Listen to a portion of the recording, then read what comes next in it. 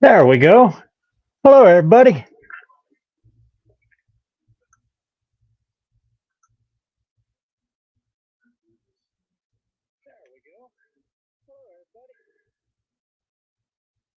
Oh, who we got in here? Boy, it looks like the whole crew's in here.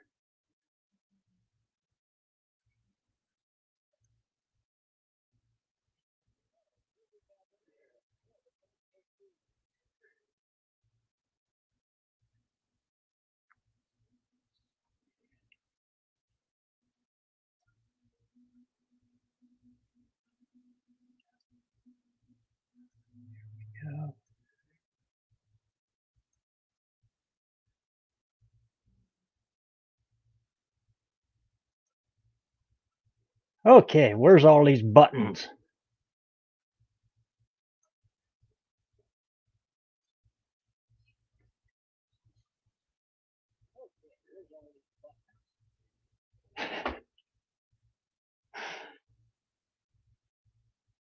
All right, how's everybody doing tonight?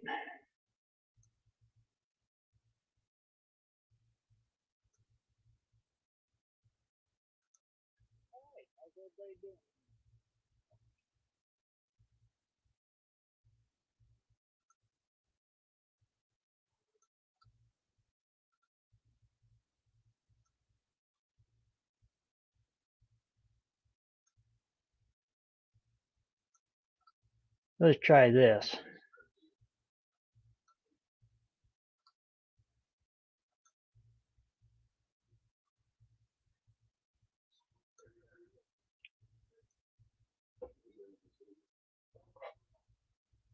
There, if anybody wants to join in. Hey, Levi, Smacky's Garage, Don English, good to see you, man.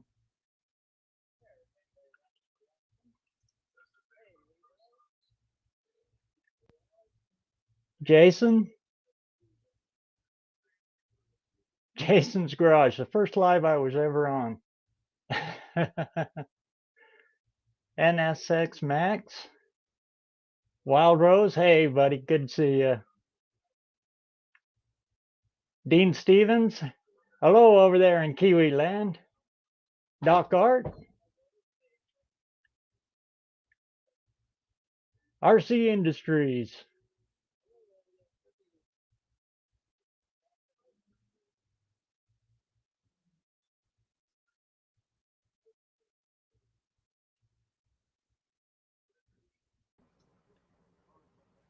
Oh, there you are. Hey, Don.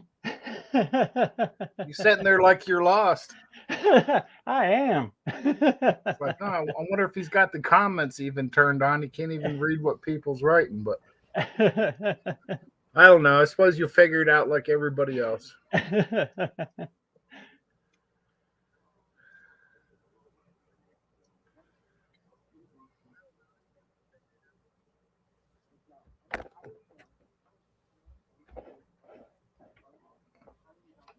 There we go. So what's happening, Don? Oh, not a lot. Waiting for this weather to break. I'm tired of it. Oh man, I hear you. We hit a nasty cold snap here too. Yeah, it's going to get cold overnight. Winds blowing, sleet, freezing rain, crap. Just waiting for spring to be official.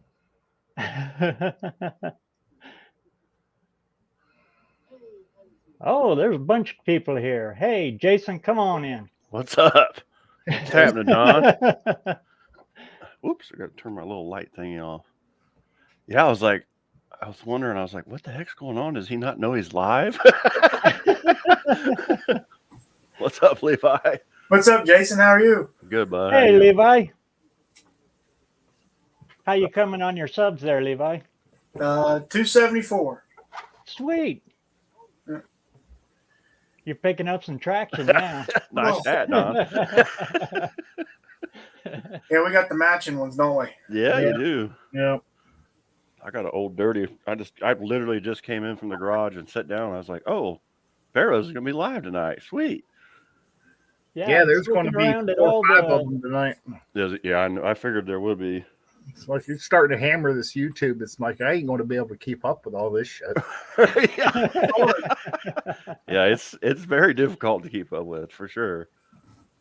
And the No Name 500 people keep getting added to that list. So Oh shoot, Oh yeah. yeah. I'm At surprised first I there's thought Thursday night, and then Two Hacks took that one, which is Mhm. cool. That's Yep. cool. he called dibs on Thursdays. Yeah, it was funny.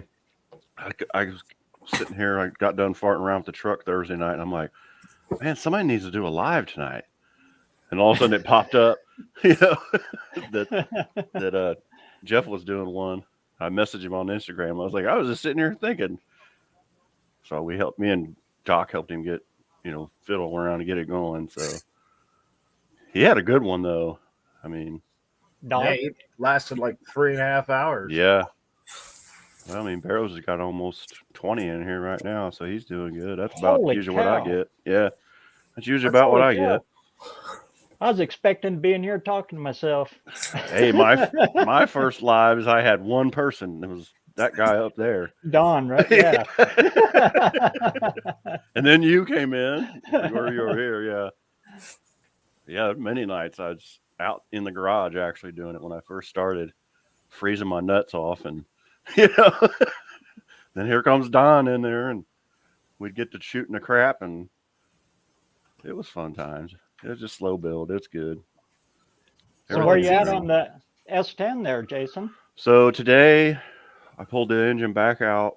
I cut the cross member, so the oil pan would fit because I'm using like a big truck oil pan that you're not supposed to use on them. But you know me, I don't want to buy anything, hey, just come on my car. So I welded it all, capped it all back in, got it, I put a square bar in it inside, strengthened it all up, put the pan on the engine, and Hunter and I stabbed the engine and transmission with the pan on it in it. So we got that. Cool. Yeah, we got that going. I was using my my welder, right? And all of a sudden I smelled something. I was like, that smells familiar. What is that? I was like, I smell brake fluid burning. And this thing, somebody put brand new stainless steel brake lines on it. They're so nice. And I nicked it and arced it and poked a hole in the. I was like, this is why we can't have good stuff. That's right. Hunter comes out. He's like, what'd you do? I was like, I don't even want to talk about it, dude. I don't even want to talk about it. That one that runs right on the cross member? Well, it's actually the one. So there's a T right there. So the main feed from the master comes down, and it tees that one, that long one, and then the short one. And it was the top of it. And I knew I was going to have to reroute that anyway when I do the exhaust. So I was like, well, I'll just have to cut it and make another one. But whatever. But that was kind of funny and I did a little thing for Jim Bennett before I stick the engine in it. I took my white paint marker and I wrote R.I.P. Jim Bennett on my firewall. And I was like, he's going to be riding with me from now on, Cool. Yeah. Way cool. Yeah. That video is uploading right now. So Does Yeah. anybody know if his merch is still going? I believe so. If there's any way, we Uh, can promo that for him? let me, I'll look real quick since you asked me. I'm not sure how all that stuff works. I'm sure his family's got rights to the channel or something. Oh, yeah. I mean, those guys do great work too. I was thinking it'd be a real cool way to, help out, buy a gotta- t-shirt or something. I got Yeah. a phone call That's a good coming idea. in. I might be back. All right. Sure. Thanks, Don. That was my main question, if they were going to keep that shop going. Yeah, I don't know. I would assume they would because man, they do really good work. Trying to find his website. Let's see. Yeah, everything's still up. Yeah, if you go to here, well, I don't know if he'll let me put the link up. Let me try it. Actually, if I go on the YouTube side in the comments, I might be able to put it up there. There. Did it go? I might have the Yeah, I link think you got it turned blocked. off. Yeah. Anyway, just go to it's It'll come up on my yeah. where you don't see it. Yeah, it's Bennett'sHotRods.com. Okay. They have a Facebook. That's where I just found it. And yeah, everything's up. It's got shirts, stickers, Cool. a couple stickers yet. So yeah, everybody go grab one of them. I think I'm gonna actually I might do it right now. But yeah, Get good a idea. sticker for the car, Mm-hmm. T-shirt. Yeah. Hey, that might make a nice seat cover. Yeah. Yeah. I just thought of that. Better than the one I got, huh? Oh, so where you been? How are you coming along? I come running in from the shop. I had like 4 minutes to go. That's what Wash I your did. hands real quick, Yeah. plugged it in, and fired it up. I wiped all the smoke welding dust off my face, and see, I got my dirty hat on still. But yeah, it's Sure, Tom, come on in. I'd love to have you. Do you still need the link? Yeah, I think it went pretty far up there, BareRose. Let's try it again there. Yeah. There she goes. I think there's a way you can. There's a little star. It's the star? Yeah, the little star. Click that, and it'll keep it right at the top of the chat, even if the chat runs past it.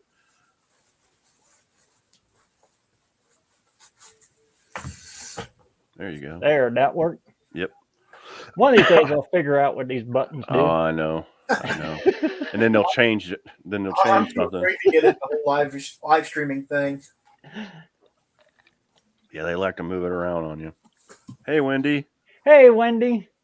Wendy, keep checking your mailbox, and it's going to come in 2 parts. I got those gloves coming to you, and then just as soon as my stickers come, I'll throw those in a separate envelope. Sorry it's taken so long. I was hoping to do it all in one shot. Yeah, I got some stickers I need to send out, by the way. I got your guys' addresses, and I'm waiting for them to ship me mine. Yeah. Yeah, that's the hard part, getting them. Yeah, I had FedEx deliver something today, shifter cable. Nice. Yeah, I broke down and ordered some El Cheapo headers because those exhaust manifolds are not going to work. I wanted to make them work, but man, it is tight fit. Oh, there you are. Sorry, Tom, I didn't see you down there. Oh, there you are, Tom. He's out in the sunshine. Yeah, I haven't. Yeah, it's a new technology to learn, so yeah, I got patience. Yeah, definitely. I see you got some time on the car just recently.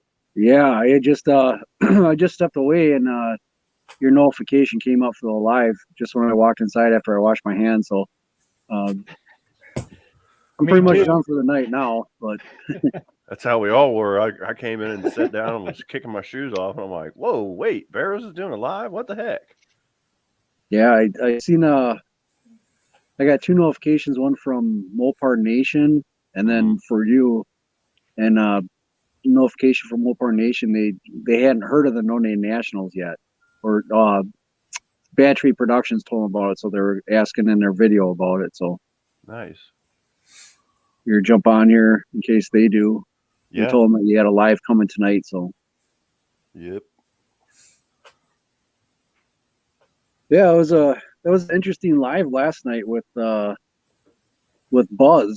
from was it Roadkill Customs? Yeah, I watched the replay this morning. Yeah, we were out for the night, but yeah, that was very interesting. Yes. Yeah, that guy sounds like he's got his stuff together when it comes to marketing and internet stuff, you know. Yeah, he's got some connections. That's why I'm kind of, the word is going to probably spread a little bit faster now with him on board too. So yeah, definitely. Yeah, he'll be a big asset for sure. Right. Yeah, I know we got, it was 123 channels or something like that. I checked. And I know a couple guys are bringing multiple different cars. So I'm guessing we're at pretty close to 200 cars already for, a promise of participating. I don't know how many registered yet, but we're getting a full field. Yeah, we got 123 channels so far. Yep. And Yeah, it's gonna be a packed house. 1,500 videos. Yeah. Jeez. And I just found out that they're actually having bracket races at Jeffers on Sunday after the event. Mm-hmm. Oh, really? So there's gonna be guys piling on Saturday night to stay overnight for Sunday. Huh. Yeah. I got Thursday, Friday, and Saturday and Sunday. Yeah, that's when we'll be there. So yeah. Yeah, we're gonna have to, if we're not racing, we're gonna have to tuck tail and get out of the way on Sunday so those guys got room. Oh, if there's a bracket race, I'm down. So that's what I do. So yeah. Yeah, I don't know. My car, the clutch right now, the pads actually on the clutch itself are about 30% left over. So I'm guessing I got enough runs for Friday and Saturday, and that's about it. So Yeah. I'm hoping that I can conserve it a little bit before Sunday or whatever, or before I race BareRose or Redbeard, if that happens on Saturday. Right. Or I can toast the clutch before I get there. You're gonna beat the hell out of my Ford? I don't know. I have no idea. Yeah. I have no idea what this car is going to run. None at all. I've never had anything this light before. And obviously I have had plenty of cars in the 400, 450 horsepower range. That's not abnormal. But to have something that's half the weight of normal cars, I have no idea what it's going to do. None at all. That'd be a whole different animal, huh? Yeah, I try watching like Formula One races. I realize they have a lot more horsepower. But those cars, without moving, without the downforce and everything, they're only about 1,800 pounds, and that's where I'm going to be about at. So I kind of look at see their launches and see how they can overtake, stuff. But I got company coming here. Oh. That's not a good thing when I got company. That means something usually is wrong. So Something's I'm gonna have to get back to you guys. Yeah. Somebody broke. Yeah. So we'll catch you guys after a little while, and keep a lookout for that Mopar.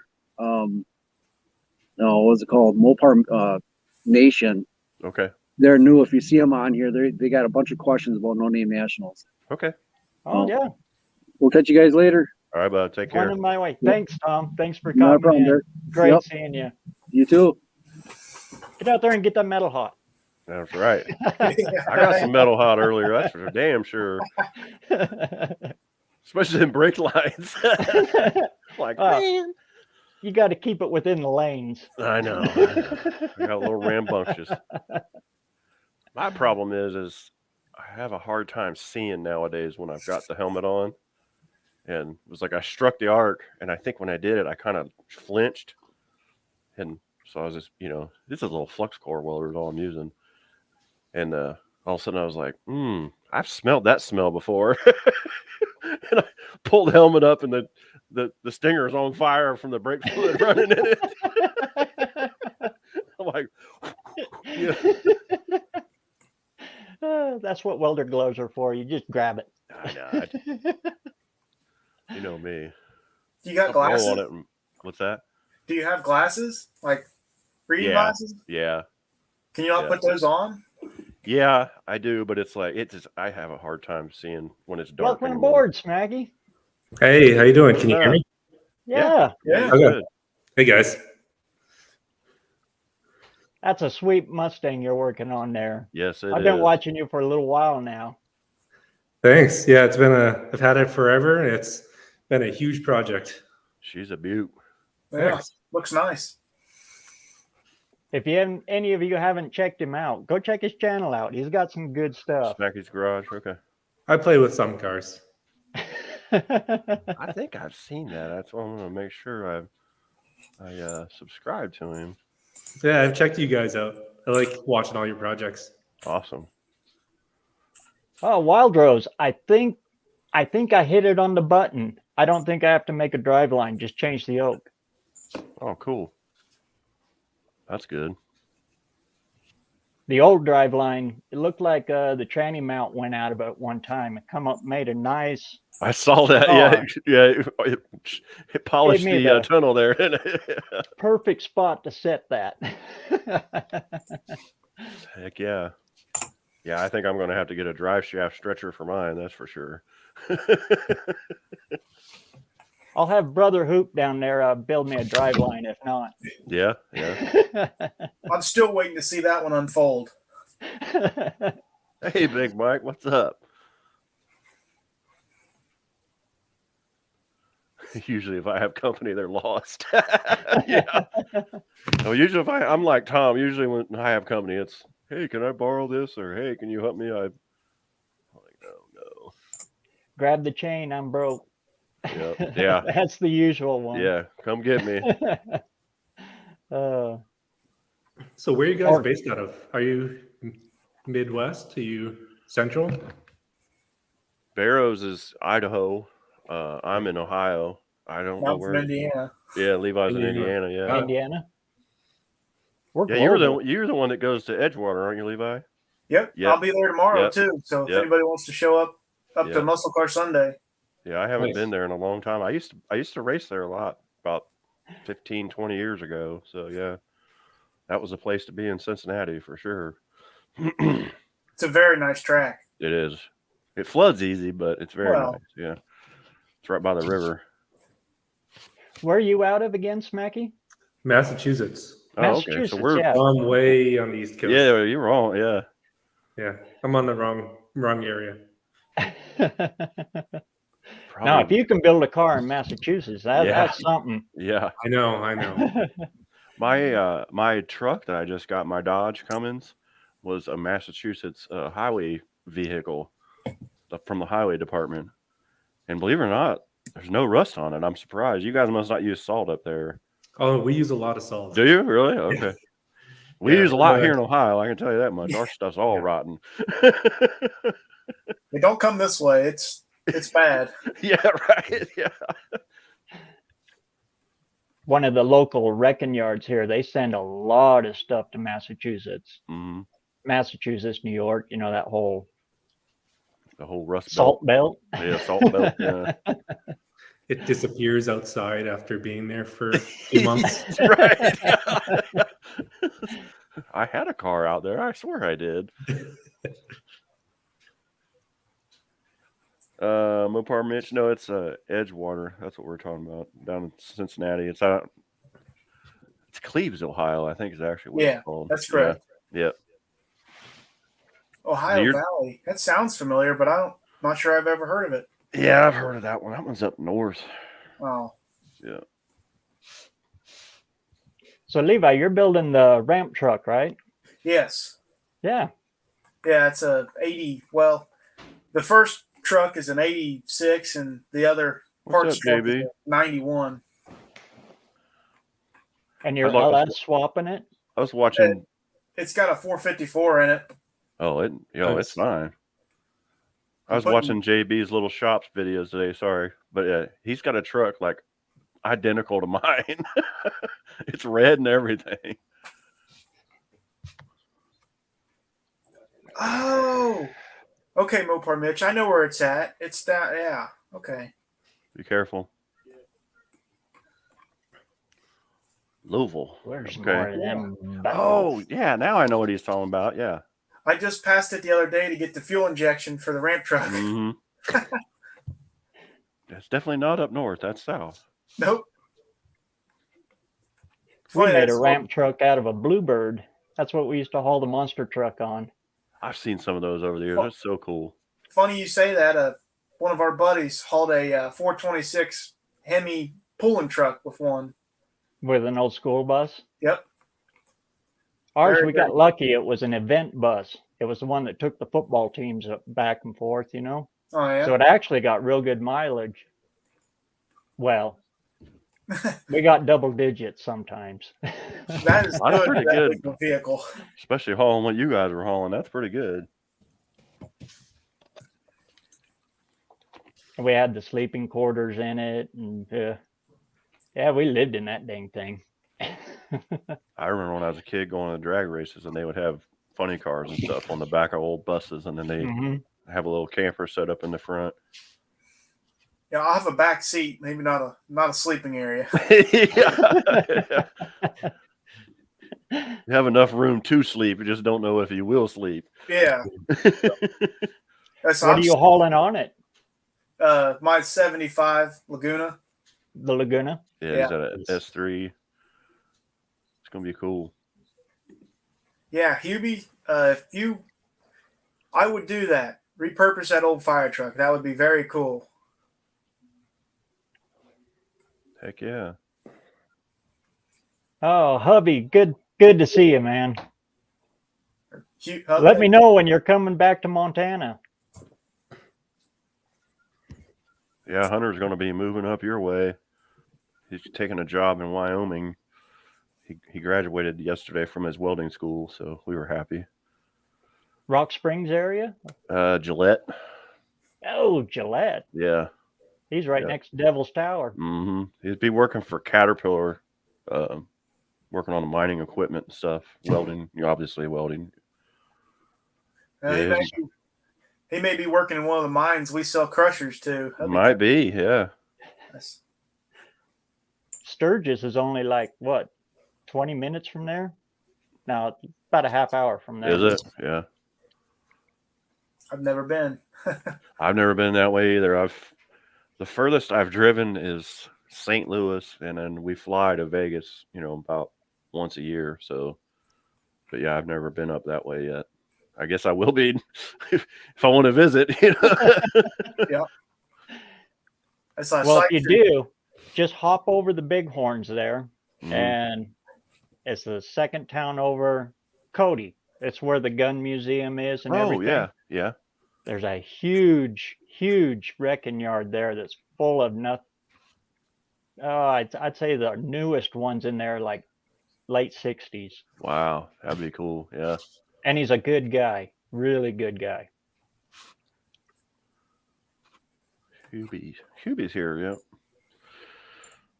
So fly out and rent a U-Haul with a big trailer. Yeah, I could do that. I think my truck would make it now. The one I have is pretty good. Hopefully gas comes down a little bit. Yeah, diesel's $5 a gallon here. We just hit $3.96. Did you? We were at $4.25 okay. A week ago. Yeah. So it's either going down or these guys are not selling it. One of the two. Well, I tell you, every time I've went, there's been some kind of limitation. Like the day I got it, I went to get, and it will only let me get 15 gallons of diesel. And then the next time I got fuel, it would only let me get $100 worth of diesel. And then this time when we went camping last weekend, and I went to a truck stop because I had the camper on the back. I couldn't get it, I couldn't pull in a regular station. Yeah. And they would only let me get $100.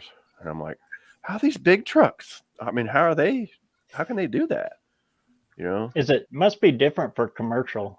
It has to be because they were sitting there for like, it seemed like eternity filling their tank, and then when I went in, I told her I wanted to get some diesel on whatever pump I was on. And she's like, are you the one with the camper on the back? I'm like, yeah. She's like, you can only get $100. And I'm like,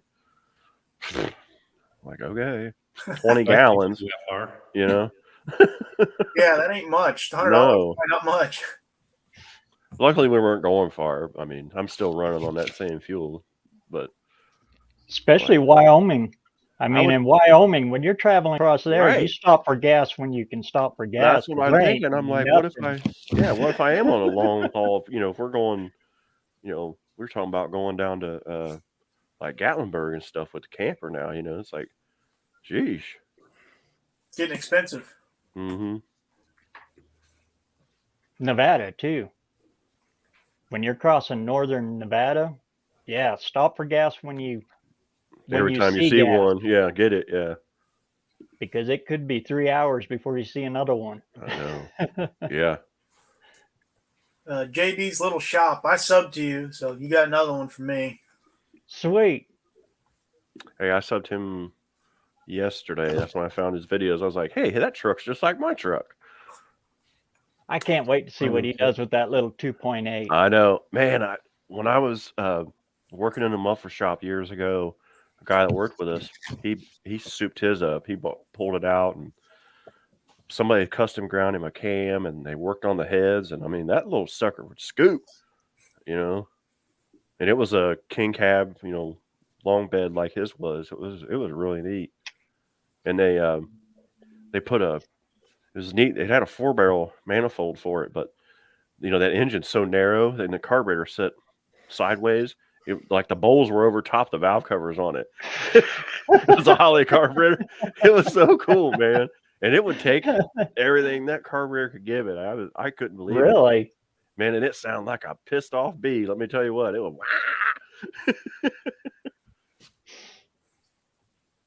Yeah, those little V6s, they just got a sound all to their own, especially the 2.8s. Yeah. Yeah, Don, I think they would let me do it another transaction. I think you're right. If I'm Either that or stop at another gas station. Yeah, right. I'm like, what the frick? There's one right here, you know, next door to it. Like I said, it wasn't that big a deal, but it's like every time I go somewhere, there's some sort of limitation on it, you know. Well, is it just like the gas crisis? I'm sure. I mean, I wasn't alive for that, but Yeah, I wasn't either. And I'm old. I barely remember any of that. My dad said he was a teenager. He was just driving, and John Wilburn put, "Hey Levi, a friend needs a Ford Tempo transmission," and he that said guy's still looking for that, and was messing with me, pranking me, because I mean I run a fabrication shop, so. Oh, here goes the neighborhood. John's in the house. What's up, John? Well, if there's no help from the transmission, Levi's at 274. Not that he can keep up with such things. He's gonna get stopped right there, right? He is one tempo transmission install away from 450. I still got that voicemail saved. I'm going to save that one forever. It doesn't work because y'all recognize my voice, so I had to change it back. Yeah, he sent me a text. I try it with BareRose. He's like, "Oh, hey, John." I try it with 2-Max Jeff, and he's like, "Oh, hey." They don't even miss a beat. I mean, because any dude that would wear this on purpose, it's like that voicemail doesn't even faze him. So Yeah, I had to change it up. That's great. Well, I just thought I'd ambush you. I saw you were live. Yeah. Wow, thanks for coming in, John. Yeah, I was out in the garage working. I came in to sit down and took my shoes off, and my little dinger went off. I'm like, what? I was like, whoa, BareRose is doing a live? I got to get on this. I was out setting that that engine up on the engine stand, and oh crap, what time is it? Ah! Well, it's like, what is it, 5 o'clock where you're at, isn't it? 6:30 now. 6:30. Okay, so we're 2 hours behind. Yeah. 173 and no Brinker in here to ride him about that. I need to get it caught up. I think look at my last one I had was 233 days. JB's little shop. Mm-hmm.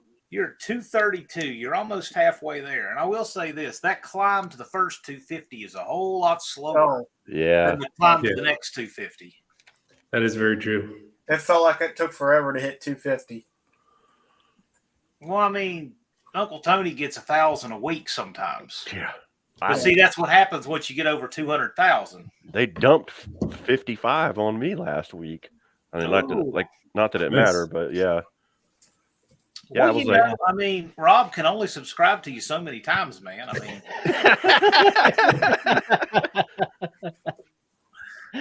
like you said, it was probably ones I didn't need anyway. It was obviously inactive ones or something. I mean, I know you guys have, well, not Jason, but there's a different motivation when you need to get 500. You want them. Oh all, yeah. right. Oh yeah. But like once you get that, or you don't have any reason to have more subs, I just don't care. Like it's a distilling effect. If YouTube got rid of my bottom 1%, I'm good with it. Yeah. Yeah. Because they're like I said, I'm to the point where I make a very small amount of money from it, like $10 a month. Nice. But, and it doesn't matter anymore. I'm just like you said, it's like, I mean, yeah, I'd like to have more subs, but I just want views now and clicks. That's all I want. I just like that's what I pay attention to. A nice, lively live stream on Fridays is just fine. Yep. Well, and I get to hang out with my buddies on here and cut up. Yeah, to me, that's the best part of this whole thing is the community. Yeah, the community. Yeah. And see, this just started where we can do this. Like when I first started lives, it was me talking to the camera and reading comments. Like it's pretty cool how JB's little shop. Where are you located? Yeah, where is he? Where is JB? If I remember right, he's like right next to Uncle Tony. Oh, is he? Yeah, well, that's right. I could cheat. I got the book. He's got everybody's information, boys. Look out. The book. The book. If you're not in the book, you're not in the book. Cool. Great seeing you dancing with Rentals. Yeah. Number 16. I know Dean's from Kiwi Land. Yeah. JB, I mean, what town? How far are you from like Nashville or whatever? He's gonna look it up. I got the most archaic system here. I don't have a spreadsheet or anything. What do you need that for? Yeah, well, it's so I have all the printouts of the thing it sends you guys back. Okay, White House. So you're like on the Kentucky line. Okay. Ah. Okay. Yeah, he's probably closer. I've actually been to White House, Tennessee. So are there White Houses in White House, Tennessee? It's near Gallatin, yeah. It's on the Kentucky line. I know the White House is not in it. No, if it was, we'd be better off. We could have protected it better. Yeah, no shit. I agree with that for sure. Yep. I'm gonna try to get down there, JV, in May. I'll be down there in May. I got an uncle that lives in Lebanon. Well, we should one of these days. I'm going there. Redneck Rumble is. I got to get there for that. William's right. $10 a month at least means you get to eat off the McDonald's dollar menu. Yeah, exactly.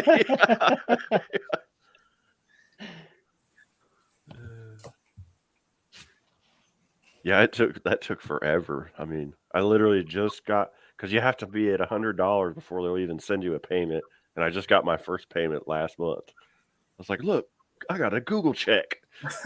So now it'll be another 10 months before I get another one. What little bit I make on YouTube, I just save it. That's like a little savings account. Yeah. That's where mine went. Yeah, but it's really it goes into infrastructure. Mm-hmm. It's gonna go. Everything goes into making all your videos and stuff for you guys. All your chats and stuff. Yeah. That's the way I figure running it too. With that and everything, so when all is said and done and all is divided up and all the bills are paid, if there's a positive number left in the No Name Nationals bank account, it's going to sit in there and be used for seed money for next year. For the next one, yeah. Sweet. Because we'll be able to. It'll help us do things we couldn't do this year. Mm-hmm. It's just like, for instance, who has more leverage when you're house shopping? The person doing 0 down or the person who has 20% down? 20%. It's a big difference. Now, both of them can buy a house, but one of them's got a whole lot more leverage on what kind of deals you can do and what you can buy. And so that's kind of position we're in. That's good planning. That's good planning. I'm excited for this one, but I'm definitely more excited for the next one. Wow, we're all in on this one. Yeah, everybody's in on this one. Yeah. I said last year before we even publicly announced it, I was telling my buddies, we got to throw in on this one because the way nature works, we will not all be around for next one. No. And sure enough, Jim Bennett is. Yeah, so, you know what? We never take for granted that we're going to see tomorrow. So if we all want to see each other, we all throw in on this one. If we make this one all it can be, then we all throw in on the next one. And like you said, it works. We'll have newbies and have some that won't make it. So that's just the way. That's the way life works. I know. Yep. We have some channels that probably aren't going to make it, mm-hmm. and when we have channels that came out of nowhere to make it. Yeah. If I had to lay money on if I thought BareRose Garage, whom I've seen in the chat for years, was going to turn into this cult following channel in 2022, I would have lost that bet so bad. Me too. I told him. Too. Hey, he can agree. I told him from the beginning that he was going to do it. Like it was going. Yeah. I just talked. I was like, just do it. You're going to do it. You're going to be fine. He's like, no. I was like, yes, do it. Yeah. I think that was the live I was on with you just before John announced. Mm-hmm. Yeah. Yeah. I was at like 30, 35 then. I first corresponded with BareRose a couple of years ago. Uncle Tony's Garage, like an email. And that's pretty cool, but you never know who's going to have a channel from it, right? Yeah. Like, there's a lot of really cool people who can't build a following of 3, and then there's people who inexplicably can build a following of tens of thousands. And I mean, they have the charisma of a popsicle stick. And so you just never know who's going to be able to do what. And BareRose, he surprised us all. I think it's great. This whole thing is a crapshoot. It is. It's crazy. It is. It is. But it's showing us what people are made of. Yeah, and it's teaching us all what people want to see and what people need. And the BareRoses and the 2 hacks and the Big Mike's Hoopty Barns are just like legs sweeping the excuses right out from underneath everybody, and showing people exactly what it takes. And I'm betting that we're going to have another one that just comes out of nowhere and just. Yeah, we will. I think we will. Yeah. It's kind of funny. So, in my live last night, there was a guy in there. He has a family roofing company, and he's a junior. His father was a prolific mud racer. He campaigned a mud dragster. Okay, nice, and real champion mud racer. Well, anyway, his son still has the car and the engine and stuff. It just has been sitting for 8 years. Is that Jeremy? The father died. Yeah, Finley. Yeah. So anyway, I'm going to do, when I get this building project done in April, sometime in May, he and I are going to tour the old track that's not open anymore, the local track, tour the car and everything. And I think that's really cool. Now, he's the kind of guy that has cool stuff people would subscribe to. It's just, he's one of these unknowns. Does he have what it's going to take to make a channel? Because they would dig the stuff he has. Oh, yeah. I love mud drags. Yeah. You have stuff and then you have ideas, things and ideas. And it takes ideas to grow a channel. The things are what make people click. That's just how that's how the YouTube's nature works. And it's a lot harder to build a channel when you don't have things. That is true. I mean, there's no show and tell goes on my channel, like next to never. Yeah. So my channel is idea heavy, and it's okay for what it is. But I'll tell you what, if I had like a 2nd gen Hemi or something, I'd have 3 times the subscribers. Oh yeah. Even if I just did nothing, because people click for things, they stay for ideas. Yep. So I would love to see Finley do it. I think it'd be great. If you see Jeremy again, ask him if he knows Jason Hoskins. Okay. Yeah, I'll see him again. He has a family roofing company, and he comes out and I said, here's the deal, man. I've got 9 roofs. I have 9 roofs. Do a good job on the first 2. We got 7 more. Sweet. They did a great job on the first 2.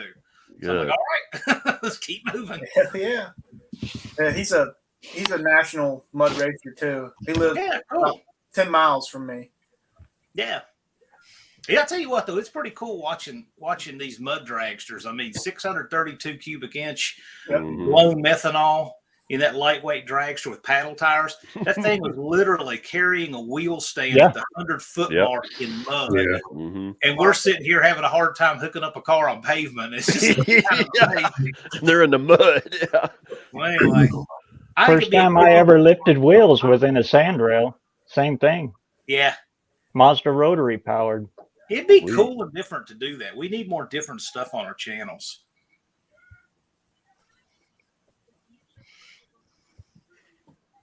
Sketchy is good. Yes. Yeah, Dean. I mean, that is gold right there. There was that Y block video I did. I don't know much about them. All I know is how to change oil, tune them, stuff like that. I've never dug into them. And when I dug into that one, I can't believe it. Those videos still have traction. Mm-hmm. And I'm a dead fish in them. I'm fumbling with the camera. You see my feet in it all the time. I break every rule of YouTube in it. And I still average like 18-minute average on that video. That's good. Wow, that's big. It's crazy. My best video. I don't know if you'll be It's able to see awful. this, but this was our maybe. Yeah, your monitor's reflecting off of it. Tilt your phone back. There you go. There you There go. it is. I know there's a Sweet. button I can highlight that for you, but That's all right. Notice the little layout at the bottom. If you just in the corner of his picture, Yep. there's a little button. If you press that and put solo layout, it'll Yep. pop it up on the right hand top corner. There you go. yeah. Yeah, big paddle tires on a square body. That's cool, man. Wow. Those tires fit about like Brinker's do on his Duster. It's pretty cool. Those look like the tires I had on Babe. It's it would pick the right front up or left front wheel up in the air, 4-wheel drive That's cool. with That's a neat. with a 355. I like how they run smaller front tires than rear with the 4-wheel drive because they spin the whole track anyway. So they just are having their spin under control. Mhm. Yep. It's neat how they do that. It's just a different world. I like different kinds of racing, like the ice drags and mud racing, and it's different how they set their stuff up. Like Finley was telling me that a big part of mud racing is the shocks. Uh-huh. Big deal. It's like in monster trucks. Shocks are a big deal. Mhm. More so than you would think. It's kind of disproportionate. It's everything for tuning those things to run down the track. So I don't know. I just like it when stuff like that. It's just neat. I know when we first set our truck up, we had 6 on each side. Boy, that only lasted one run. Started pulling Yeah. them suckers off, man. That'd knock your Well, teeth you guys out. ran the leaf sprung. You didn't ever fool with any of these massive. No, we were coilover coil. shocks. Oh, did you? Yeah. You did coil, but did you do any of those big gas charged shocks like that? No. Okay. They're too soft for a ride truck. Yeah, the coil was it was kind of the intermediate step. Actually, this truck right here ran coils. It was very unique like that. The equalizer. He had coil springs that were so long they looked like a giant version out of what's in an ink pen. and I don't know how but it worked. The truck was competitive. Yeah, I think that's just too cool. The monster truck thing, man. It's probably fun. My next live, I'm going to have Dad on so he Oh, can sweet. explain all of that. Oh, cool. I love that. I was going to do a video on it, and it just kept getting too long and too long. I said, let's just do a live on it. So you all get to meet the Big B here real soon. Yeah, That's Mr. Will. Yeah, the donk racing or whatever. That stuff's pretty cool. He's really camera shy, so we're not going to be able to do it live. But I'm going to have an interview with a monster truck racer out of Pacific Northwest here pretty soon. Going to have to be after the month of April, but it's going to be pretty cool. BareRose, I'm going to jump out of here, gentlemen. No problem. Hey, Okay. thanks, Jason. Yep, absolutely. Anytime, brother. You guys take care. Let's see. That's We'll Yeah, see you. like that. Yeah. That way. See you guys. Catch Look you, at man. that. So was it Smikey's garage? Hey, yeah, it's me. You're taking your body armor off now that Jason's gone. I know. Not too bad here. It's warming up in Massachusetts. It's finally hitting 60 degrees. Wild Rose talking about Gravedigger. I saw Gravedigger 1 run in Roanoke. This is actually 2 right here, but I saw 1 run once. He started out as a mud truck, Yeah. Yeah. Sure did. and he's gone back into it now. Yeah, I've seen that. Thing is wild. Almost looks like an RC truck or something. I It don't know. does. It's exactly what it looks like. But man, that thing flies. Well, his thing is his truck. Gravedigger 1 shouldn't have been competitive. If you look at it, it's just he crammed it so full of horsepower and wasn't afraid to break stuff. That's really how that first truck worked.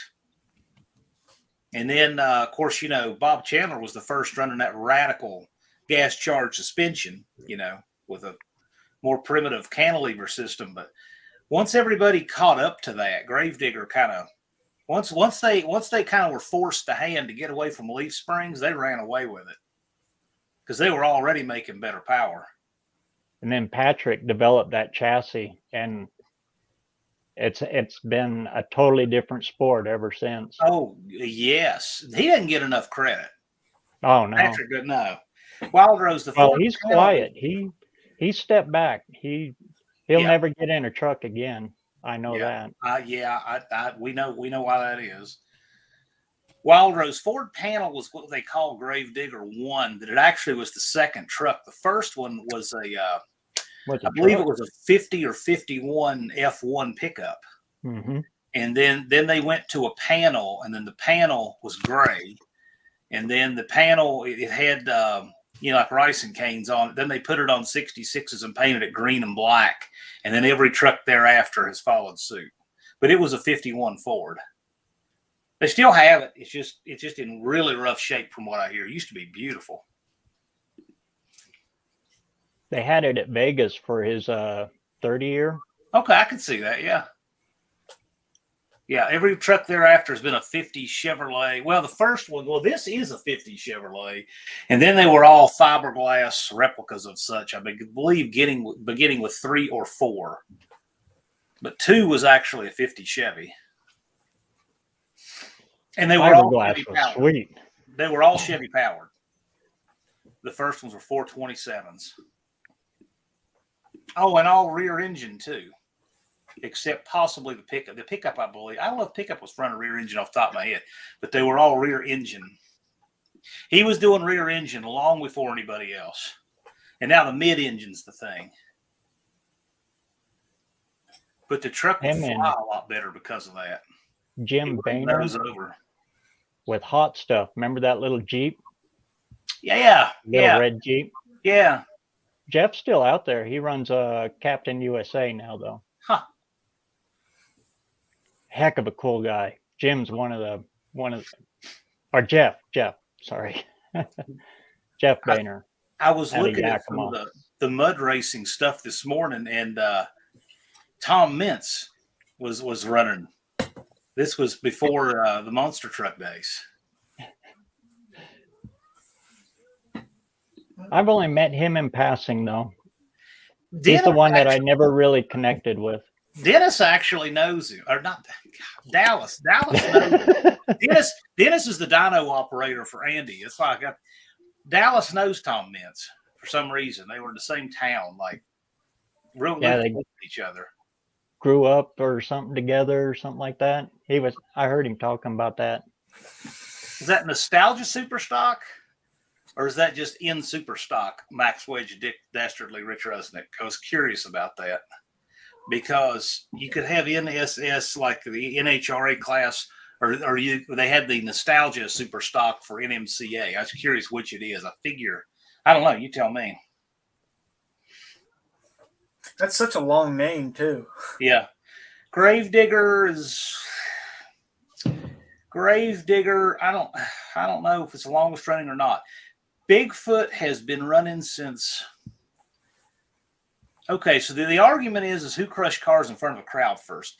Bigfoot actually, before the name Bigfoot on it, was Midwest four-wheel drive, and Bob Chandler has run that truck and publicly promoted Midwest four-wheel drive since about 75? Something like that. And that's before Gravedigger. Bigfoot's actually Bob's name. He just put it on the truck. He put it on the truck, but the Bigfoot 1 was in a lot of publicity stuff. I believe since it's a 74 F-250, but yeah, since it was pretty much close to new. So he really predates Gravedigger a little bit. And then there's several that predate too, but they're not running anymore, like King Kong. King Kong was out there really early. What's the one Barefoot. with 2 wheels on the outside? Barefoot's really early. Yep, Barefoot really early too. And then the snake. Cyclops, but see, they're not. I mean, that's not running. So I got a couple VHSs of Bigfoot, and some of that stuff is really cool from like the 80s. there is a picture I took of Bigfoot 6 at the Roanoke Civic Center. That would have been January 1988. And that's number 6, driven by Jim Kramer. He wound up tapping the wall and losing part of the grill, which I had somewhere for the longest time. But anyway, that truck was about 2 years old there. And that was so number 8 was the one that was practically a go-kart, and 7 was the last one they actually kind of built as a leaf sprung truck. So that's the next to last. It was still steel body too, wasn't it? Yeah, I believe it was a steel cab, fiberglass bedsides. Yeah. So it was a hybrid, but yeah, I think they actually used real steel cabs in 6 and 7. 8, I'm not sure. I don't think 8 did actually. Well, I'm not sure. 8 was the one that had the radical tube frame in it. Yeah, see, Mr. Will, the Bigfoot was a 78.9, but the truck was actually, the first truck was a 74. It's still around. It's a 74. And he just quit updating the sheet metal when they changed the body. So, and then Bigfoot 2 was, I think it was also 74, ran the same front end, and they sold it. And then 3 was now 3 really was like an early 80s. It had the square front end on it. That's I never liked how he kept updating the front ends and sheet metal on those things. I kind of just leave them what they are, but I guess when you're getting manufacturer money, you're kind of expected to. Got to keep them looking nice, I guess. Yeah. I guess, but. And the fiberglass, you can keep them out there. Well, like Bigfoot, you can change a panel in no time. Bigfoot 1 is like George Washington's axe. Okay, they bent the frame on. They didn't, but the production company bent the frame on it in that movie. Take This Job and Shove It, and that was in real early 81. So they replaced the frame. They replaced the cab sometime in the late 80s because it rusted out from all the mud racing. And the bed's been replaced. So there's really the only thing about original in that truck, I think, is the engine, and it's not even in the truck anymore. They have it sitting on a stand because they took it to the guys at one of those television shows to rebuild it, and it was Power never right since.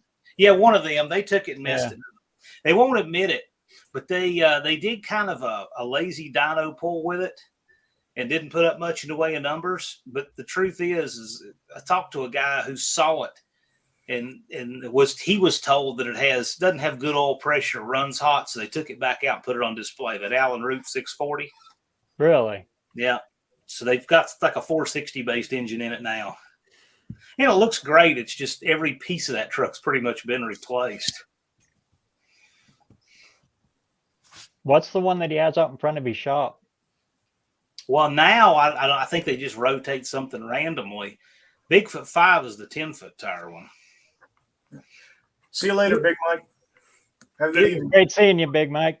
It Brother was Hoop to put those tires on.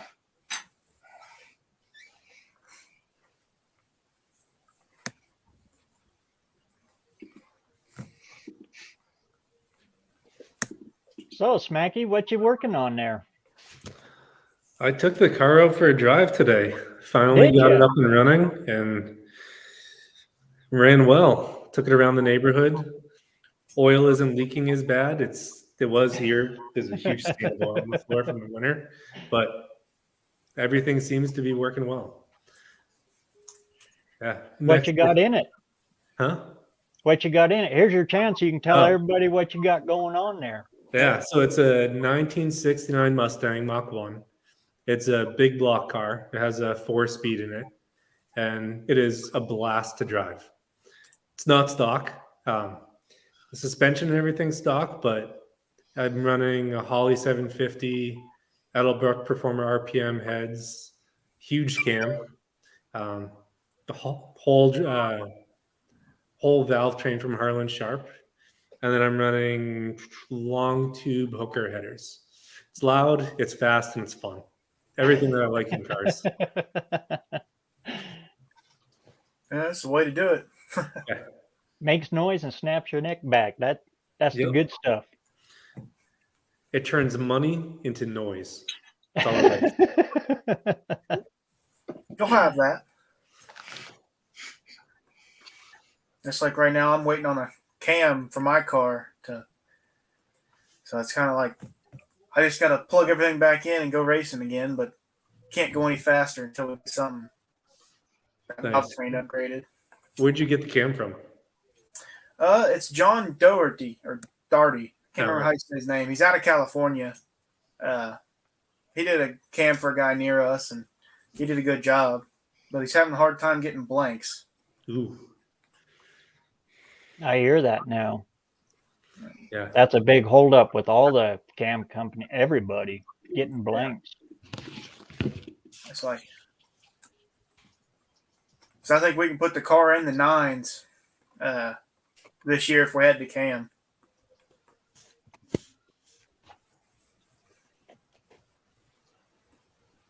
Be a fast car. Yeah, it's 4,000 pounds with me in it. So It's a heavy fast car. yeah, 9 seconds takes me longer than that to get it out of the shop.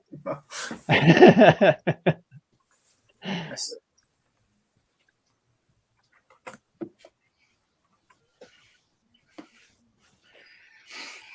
I had a spare motor for it, and I was going to try and just blow this one up, just try and go as fast as I can with it. But I sold my spare motor to a buddy who needed it, so can't do that. Got to keep it going.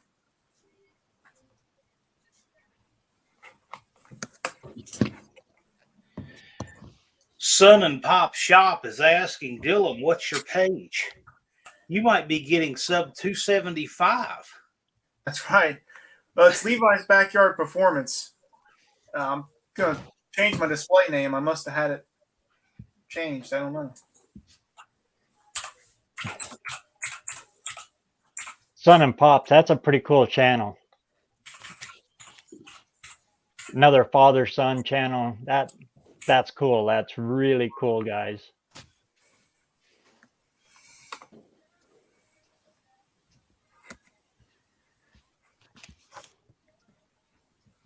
So I throw the link up there if anybody else wants to pop in. Looks like we got plenty of room here.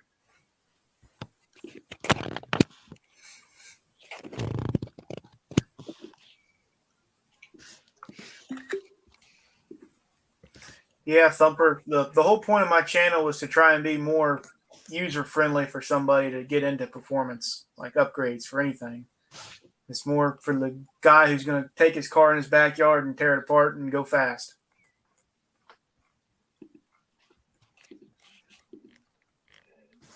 So, John, do you have any more information for the guys that are looking for just the car show part, just to get into that part of it? We're having the people racing are registering in vastly more numbers than the show. So all we're trying to figure out is this is simple.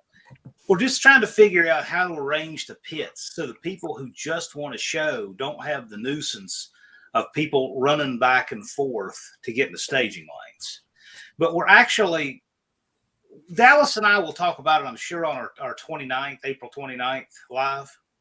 But we have an idea for how we're going to do the show, and we'll talk about it then. Cool. It's kind of different, and it works better for the way this event's shaping up. Got to remember, first year we don't know what people are going to want to do. We didn't know if most people would want to show and a few people would want to race. Most people would want to race, few people would want to show. We didn't know if nobody wanted to do any of that.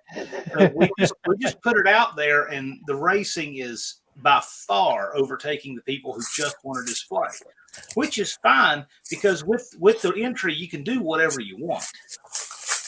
So it'll work out. It's just now that we have a direction of what the public wants and the creator community wants, we're going to set it up that way.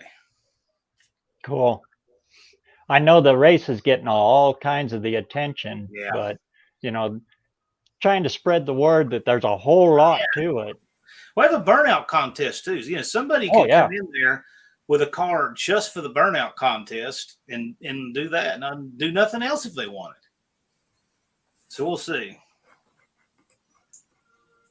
Or show up in a rental car and run over to the farm and ranch and grab you a monkey bike. Yeah.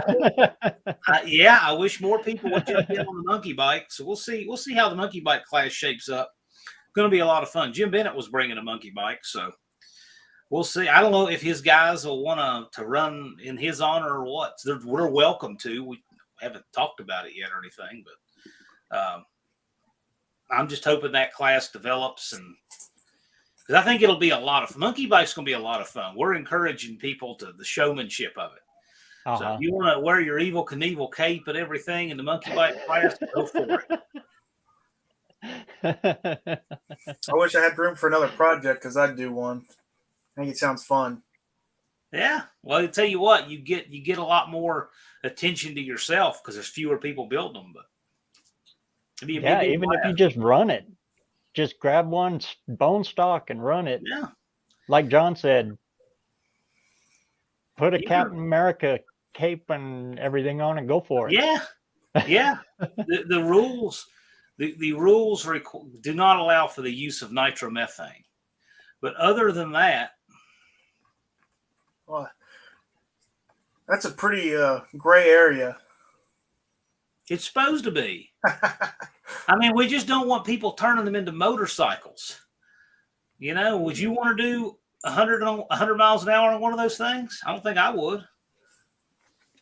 Hey, full throttle. Hey. What's up, guys? I don't know if you can hear me or not. We can hear you. Yeah, I can hear you there. We can almost see you, but we can hear you. How's it going, man?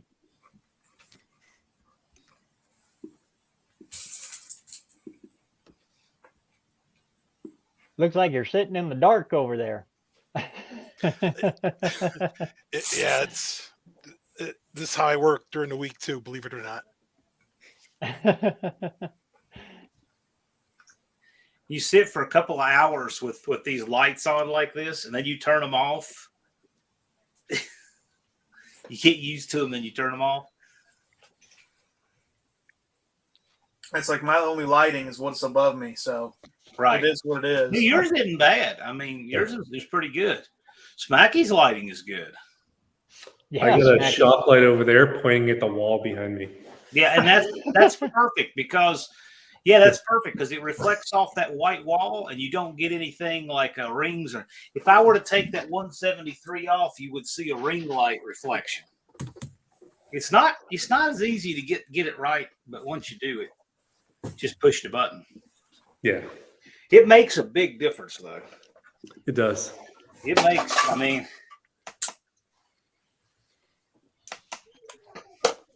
it makes a big difference.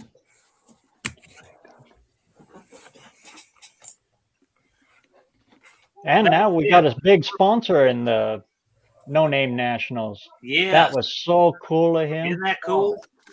Isn't that cool? So you guys, the No Name 500 guys, got a lot more resources. Buzz is going to be reaching out to some of you guys here soon. He's a good resource to have. He already reached out to me. Yes, I saw that. So Buzz will help you. Invaluable information. You're going to make it. I don't have any doubt. It's going to torture you getting there, but you'll get it. Oh. The YouTube gods are just trying to make me go insane. Yeah, you'll get there. You'll get there. Wait until you do a 460 shout out 4 times. Yeah. You were tortured. Yeah, you were. It was crazy. You're up, down. They were torturing BareRose, so he threw him a rope. I appreciate that. Once you got over 5, though, you stayed, didn't you? Oh, I'm still up and down. But you stayed over 5, right? Yeah, I've stayed over 5 so far. Exactly. I haven't found that super bird yet to cut apart and make a satellite, Oh, God. You're correct, John. Most sanity is overrated, I guess. The question is, who defines what is sane? I don't know. I have a hard time finding that one. JB, who has a 6-cylinder? Funny you would ask. There's a team that's bringing a 4-second inline 6. Really? Yeah. A slant? No. I've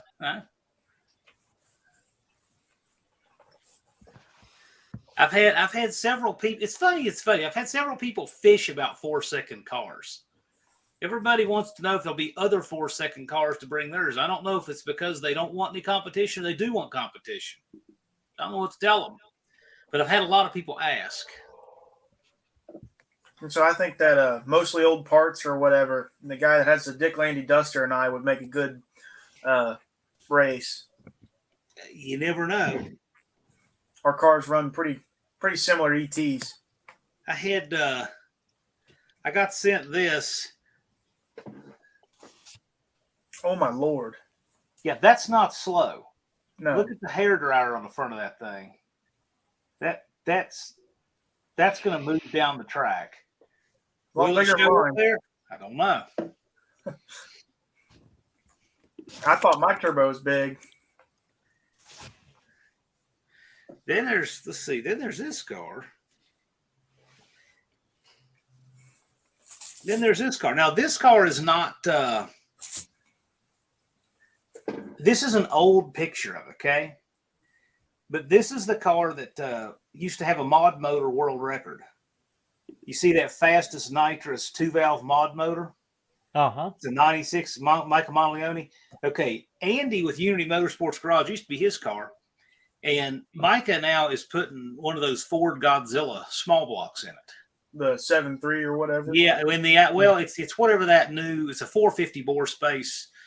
I call it a small block. It's right on the border, but the idea with that is to see if that can go in the 4s. Yeah, it's crazy. And then we got that other crew that's got some. There's some people bringing some fast stuff. That's like what, 8s in the quarter mile or something like that? 7? I don't know that car right there. I've been racing quarter mile and my family has forever, so it's hard to do the whole conversion. Yeah, I don't know what that car would run if he brings it. I don't know. When you have to cut the size of the radiator in half to plumb a turbo, that's. Look at the stack coming out on the passenger. That's a stovepipe. My gosh, man. That's that thing is not slow. Definitely 8s. The car that's going to surprise people, I think, is Redbeard. Oh, yeah. That thing is brutal looking. I've not seen it run. It comes down to tuning, but there's going to be some quick cars there. And we're going to have a low ET award. And then we're going to have a tour bus that we probably won't be able to time with traditional means because the clock shut off at 22 seconds.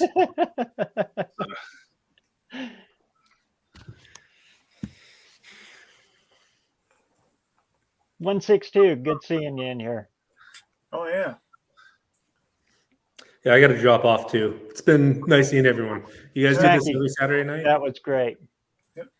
Yeah, there's a lot of social lives on YouTube, Smacky. So, all right. Cool.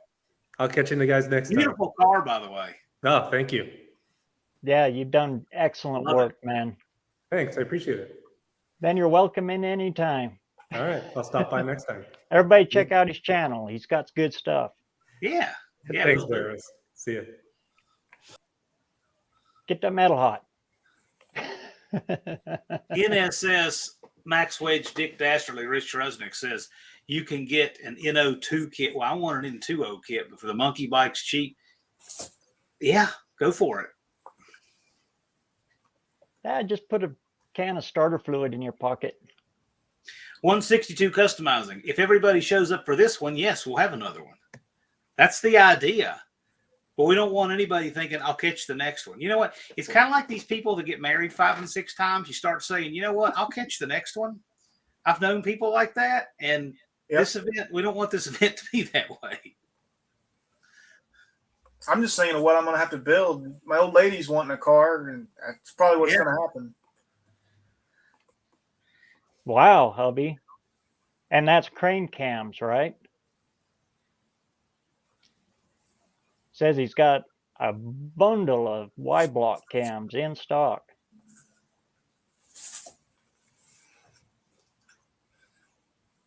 I would dive back in on that one, but I ain't got time. Dean Stevenson, that drag strip outside your house, that's exactly what George Ray did. George Ray has a street that got decommissioned and bought a piece of a road behind his house and made a drag strip. I've never been there. I wanted to go. I was supposed to go last year and we got rained out. Yeah, we got a pretty nice straight stretch in front of our house, although it's got daily traffic, so it's not too good of an idea. Well, I do too, but it's I-81. Oh. I can hear I-81 from here.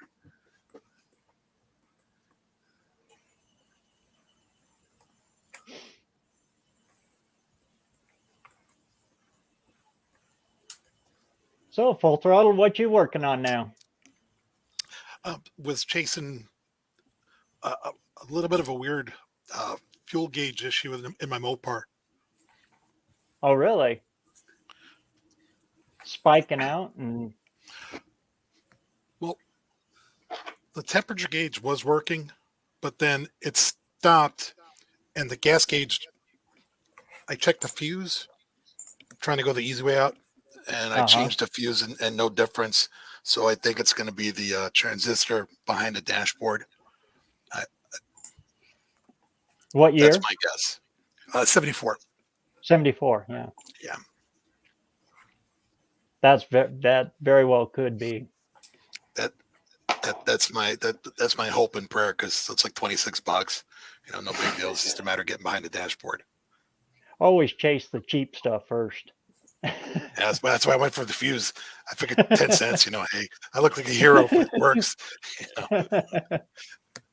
And then, ironically enough, in my Ford Galaxy, I got the same problem with the fuel gauge not working. 62 on the Galaxy, and so with that one, I got the gas gauge to work a little bit, but that is going to be the actual fuel sending unit in that one. So that one's like $30, but I got to get like the 3/8 inch one and order that one. Check the ground on it too. I've had that. Yeah. Especially on Fords. Yeah, that's a good point, especially because half my trunk is like gone. So I got to see if I can kind of like do a little engineering there, Detroit's finest. I work in a mower shop and we get these riders in. I mean, we practically stick a ground strap on every one of them because the grounds on those things are so bad. Yeah. They have that black paint that's just always weathered out. And then you have like your solenoid and all that stuff attached to it. And it gets rid of so many electrical bugs if you just put a ground strap on it to start with.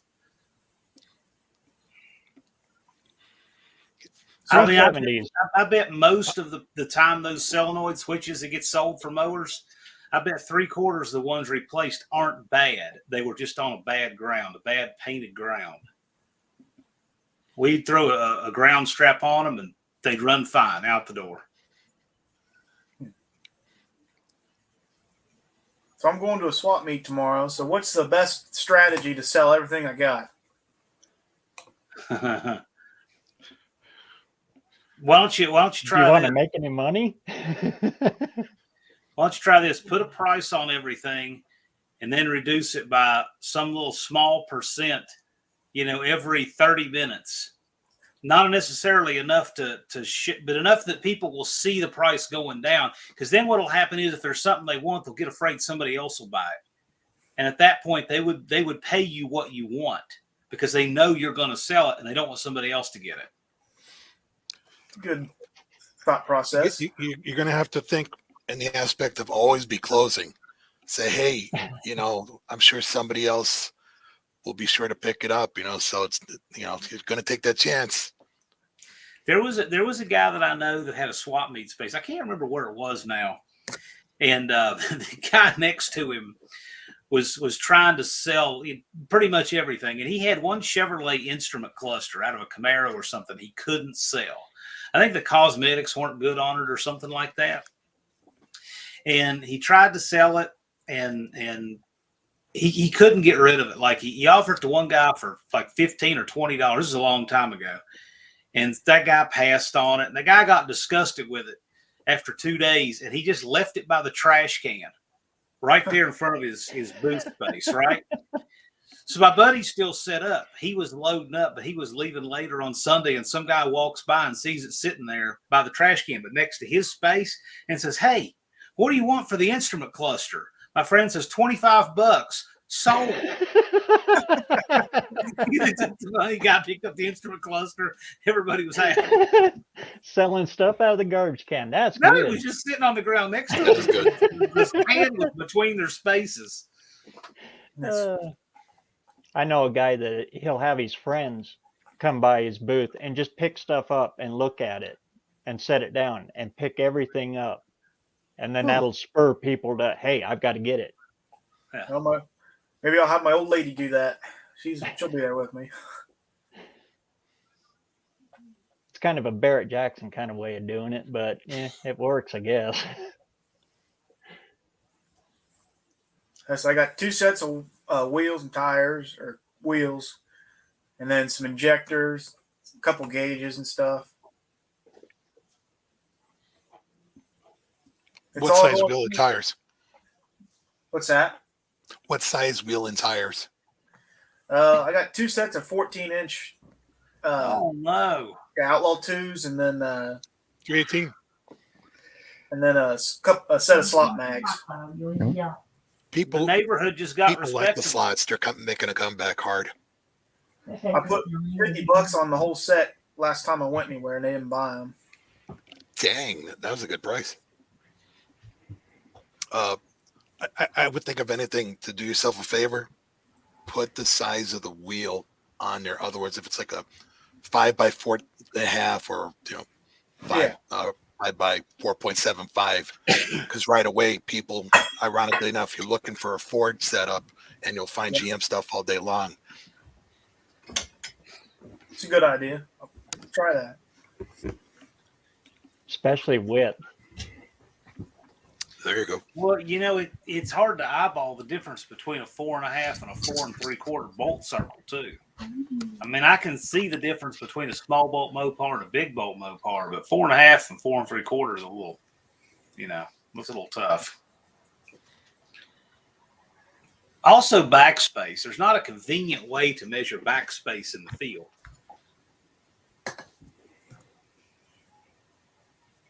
That's really helpful to people. You can always measure width with a tape measure, but you kind of need a straight edge to do backspace.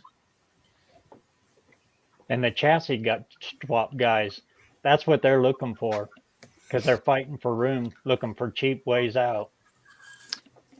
I'm looking for a set of Trail Duster Ram Charger wheels is what I'm looking for. And they made them 77, 78. And I'd love to find at least a couple of those. I know they're unobtainium, but I mean, I'm kind of looking. Around here, everybody pulled them off and put white spokers on. Yeah, I should have boosted a couple of them off of 318 Wheel Runs Ram Charger before they sold it. I think those. Did you have the plain steel wheels on yours? I had it came with the spare that had the 15x8, I think. Yes, that's what I'm looking for. The plain steel 15x8 Ram Charger Trail Duster wheels. I think that's in Arizona now. Yeah. So what you working on now? Road Runner. What you working on now, 318 run? I spent in between the rain and the snow showers. I think we got drag truck ready to go here in a couple weeks down to the drag strip. Sweet. So we're gonna try to improve on the time. Besides that, we just finished up the rear end and the change and challenge duster, we call it. Well, that's what we call it on YouTube. That's not what me and my wife refer to it as, but that would be awkward. She's laughing at me right now.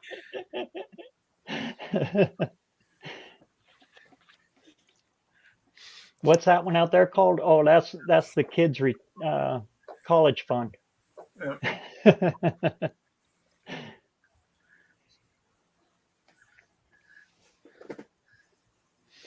So I think we got enough room in here, maybe for one more. I think they give you 6, right? 6 on the free plan. 318. Yeah. Do you still have that 77 Cordoba, the one with the 400? I think it's a 79 Magnum. Oh, there you go. Yeah. With a 383. Oh, yeah, cool. Whatever happened with that one? What's that? What happened with that one? We brought it home. We pushed it in the back and haven't had the time to mess with it. So it's literally been sitting, but it'll be coming out here soon. We'll be doing a whole video series on it. The thing is with me, once I get on a project, it seems like I stay on that project till I get to a certain point, and then I switch to a different project. And that might be bad. Maybe I should bounce around a little bit more, but like last year on drag truck, we swapped transmissions, put the bomb cycle in there, swap rear ends, painted the rims, took it to the drag strip a couple times, and but nothing else really got much attention. But yeah, we're about ready to pull out the Magnum, and we want to make something out of that. Cool. Cars from Mars is 12 away from reaching 100. Well, just remember, Cars from Mars, if you shoot from the moon and you miss, you land on Uranus.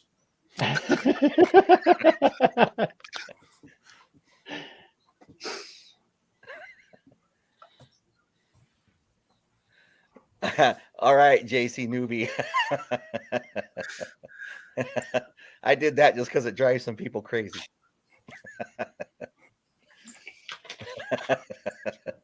He saw my video today, obviously. And I did that, JC, just because if I leave them a little something like that, when they come up, I'll let them spill out their feelings on that, and then it saves them from picking apart everything else. Nice. You left a nut on what? So I haven't seen it yet. I want to watch it. I didn't see the notification. All right, I have I took it to the last time we took it down to the drag strip. I got guys that I know down there for like 35 years, right? So it was just, I bent it and it was all kinked up, and he was worried that I was going to eat a piston, destroy my motor. I was going to lean it out, before I got run out of gas. Yeah. Well, so I replaced that, but I took the kinks out of it. But you know how when you buy like a 20-inch fuel line, you got at each end, so you can screw it into the fitting. Well, most people take them off. I left it on, and it's just backed away from the rubber holes that's connected it at the filter. Okay. Just to do it, because I've even had people like in the videos make remarks under there. Hey, I always take those off, so I leave it on there just for them. You know what? When I bent the line for the natural gas for my heater in the garage, those coil spring looking things that you can use to form copper hardline. Mm-hmm. I did it on purpose. I didn't forget. I actually said, you know what? I'm going to leave that thing on there because it'll give me a little bit of protection, because it's right next to a shelf from something getting into that line. So I left it on there as like a hard line protector. And then I made that decision and flared it. But I knew people would be giving me grief forever saying I forgot to take that thing off before I flared it. I'm like, no, they're cheap. Thing cost me $1, but it protects that line from stuff on that shelf going in and out. So I get grief for that thing all the time. It's like my 76 Duster. We've owned that now 6 or 7 years, whatever it is. I still haven't put a tachometer in it. Yeah. And people always ask me, what do you shift at? And I don't know. I have fun saying, I don't know. Yeah. Well, when did you get it? Huh? What year did you get it? My Duster? Yeah. 2015 or 16, 15. Oh, okay. So it made it 40 years without a tack, but now if it doesn't have one, it's the end of the world? Well, they all want to know what I shift at, and I don't know. Just tell them wherever the valves float. I They'll really hate that. Well, I told a few people a tachometer. I told a few people that asked, well, how do you know where you shift? I said a tachometer is just a hearing aid for the tone deaf. Well, the Southeast gassers, they're not allowing shift lights in those cars anymore. Yeah. So they have to shift either off the tack or by ear or feel the torque nose over. They can't have shift lights anymore. It only bothers these people that think that you're sitting looking at the tack while you're driving are people who've never raced. They worry way too much about that kind of stuff. Yeah. Hubby's right. Hubby's garage, about 500 RPMs before valve float. That's right. Yeah. Well, I probably shift my 360 Duster. I probably shift that at 5,000 RPMs. It's got a broomstick for a cam in it. Right. I think it's 427 lift with a 204 duration at 50. That's not even the smallest 318 cam, but yeah. Yeah. No, it's hard to even get 5,000 RPM out of stock 318 valve springs. I shifted drag truck with the stock 318 in there. I shifted it at 5,000. But I had taken it up to around 56, 57. It wasn't faster. It was just climbing RPMs, but I did it just to do it. But when I took that 318 to the drag strip, that motor was completely untouched from the intake down, and I shifted it at 5,000. I have a friend of mine's car, Camaro. I did an LS swap in, and there's a place about 40 miles from here. I was driving it, and it's on a kind of a grade coming onto the highway. I said, okay, I'm not going to lift until I'm in fourth gear. And when I got there, I don't know how many RPM it turned. It was a little over 7, but it kind of freaked me out. I wasn't planning to turn it quite that tight, but it pulled just right up. It's got those light springs and stuff in it. Not what I'm used to at all. That LS stuff I love it. That LS stuff is great. I mean, it's weird. It's like a different language. Like I don't like the looks of any of it, but it is really well made. It does stuff that the old LA Mopar stuff struggles to do. I just don't like it when they leave all the plastic on it and then stick it in an all steel car. It just looks out of place. Yeah. Remove everything. Yeah. Basically, and put an aluminum intake on it, and they look wonderful. I mean, just like a small block Chevy, basically. I went to a car show here last year, and I walked through it, and about 80% of the car show were all these modern Challengers and Chargers, right? And they all had the hood up, and I'm about 20 feet away walking through there. They all had this giant plastic bubble on it showing off the plastic cover over the third-gen Hemi. And I never even walked up to any of them. Well, I can't even see the engine. What is that? Take that thing off and throw it away. It just looks like it would be in the way of absolutely everything. Yeah, that's why I hate new vehicles. They're awful. I hate that stuff. I worked on a van one time that had a cover. I bet that cover was 3 feet wide. It was, I don't know, it was literally, I want to say 2 feet by 3 feet. And it covered the whole top of the engine. Had like 4 or 5 fasteners that held it down. I have no idea what that thing is for. It got in the way of everything. Took it off through. Yeah, the cover holds heat. Yes, it does, It Henry. makes it hard to check the oil. Makes it hard to see. It get to belts and everything. I don't know what they're for. Steal the show. Hey, is it for people that don't want to pop the hood and know there's an engine in their car? I don't know what they're for. BareRose, I think Travis is trying to get in here. I don't see you, Travis. Oh. Yeah, He just didn't scroll see through. hers either. Now try it again. Let me know when you're done. Henry's Hot Rod Garage is 10 degrees. You're getting 10 degrees lower coolant temperature from removing that cover? That is really good. If you're getting that, that's impressive. That's some serious power.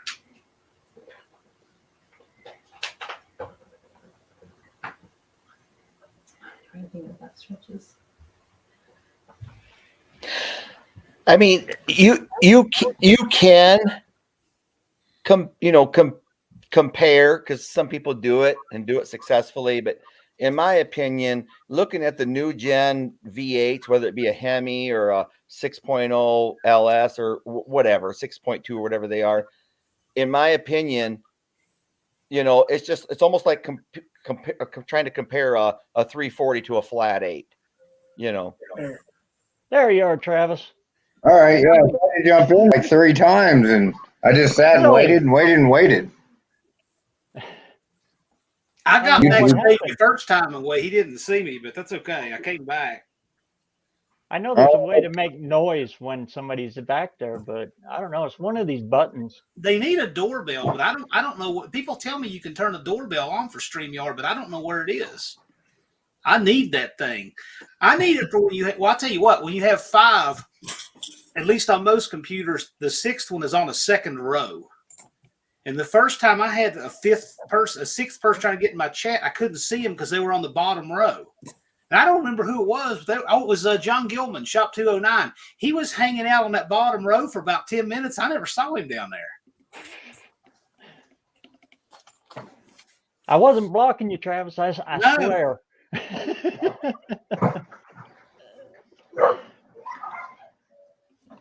So what's up tonight, guys? Not much. What you got going on? Oh, nothing. Just kind of burning time till I got to go to bed to get up and go to work tomorrow. Ooh. Working Sunday. Ew. How many more Well, days you got? tomorrow's the last day of outage, so and then I got 4 days off. Heck yeah. Yeah. So yesterday, I feel bad. I missed Travis in the chat because I'm holding. When the comments are going by, you have to hold them if you want to keep one on the screen, like a super chat or something, right? Or otherwise, it goes by and it's just gone, right? Well, I had 1,479 total chat messages. Well, I mean, if you hold them for like literally 5 seconds, there's 100 people in there. The whole thing, the column will jump up and you won't even see what you miss. So anyway, apparently I missed a couple from Travis. I'm sorry about that, but it's a growing pain kind of thing. It's hard when once you get past about 60 concurrent, it gets tough to keep up with. I'm having trouble with just this much. I'm telling you get there's a lot going on here. Get 109 in there at one time. Because StreamYard takes a feed from YouTube. So what happens is let's say that you get 7, 8, 9 messages within the same 15 seconds from YouTube. Well, StreamYard will import them all at once. So where YouTube goes tick, tick, tick, tick, tick like this for kind of real time, StreamYard doesn't do that.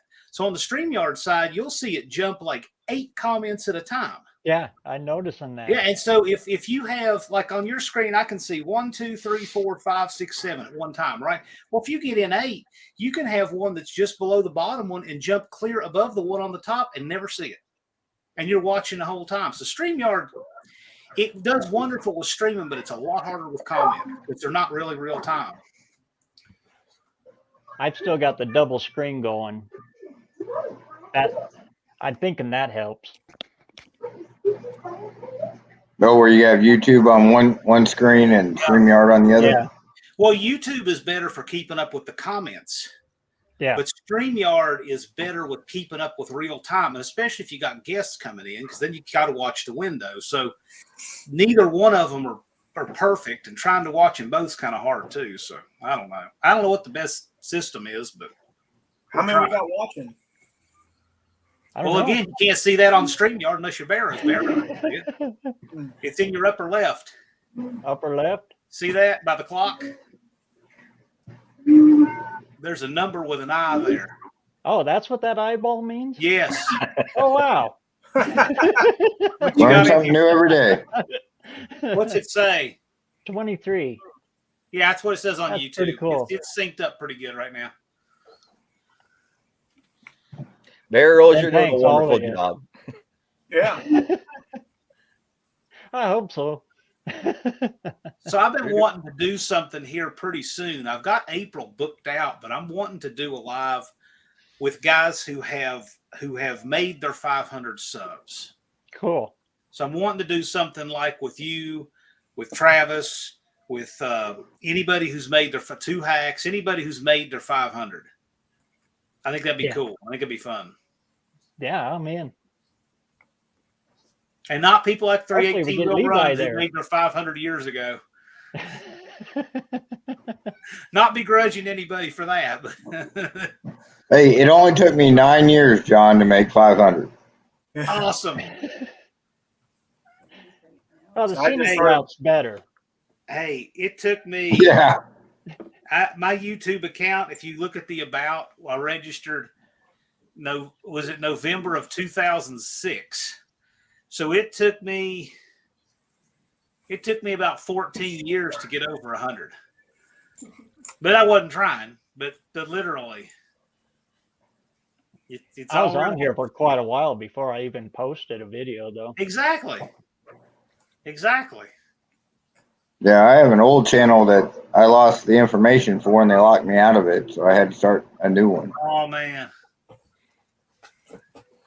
So I started last year or the year, maybe year before. So I've been doing this 2 years, I guess. It just takes so long to get a foothold. Like if you have one subscriber and your video's a hit with one person, well, I mean, how much of a springboard is that to find a second person? And then if it's a hit with 2 people, how much of a springboard is that to get to 2 more? But it's an exponential effect. So you can spend a year getting to 100, but then you might spend 6 months getting to 300, and then you might spend 1 month getting to 500, and so forth. I didn't even realize that YouTube. Like I thought when I didn't know anything about YouTube, I only joined YouTube so I could post a video on For A-Bodies Only. Yeah. And I thought nobody would find me if I called myself HMM, because I didn't want to be seen. So I didn't realize that my title that I put is what people would get, not by my name. So I put and then I put port and heads, and I was doing it for a low dollar 318 build I was doing for the 4A body folks. And next thing I knew, I had I couldn't edit. I didn't have an edit program. We just shot it all in one stream. I messed up in the first 2 minutes, so I didn't even know how to combine them. So then I finished it out in part 2. And next thing you knew, I had like 500 subs. I asked my wife, how are they even finding me? Nobody types in, I didn't realize that they were getting it through the title. Right. Now, we all have weird paths to get here, different reasons. Some people start a YouTube channel because they want to post like family movies. Some people start a YouTube channel because they want to get YouTube famous.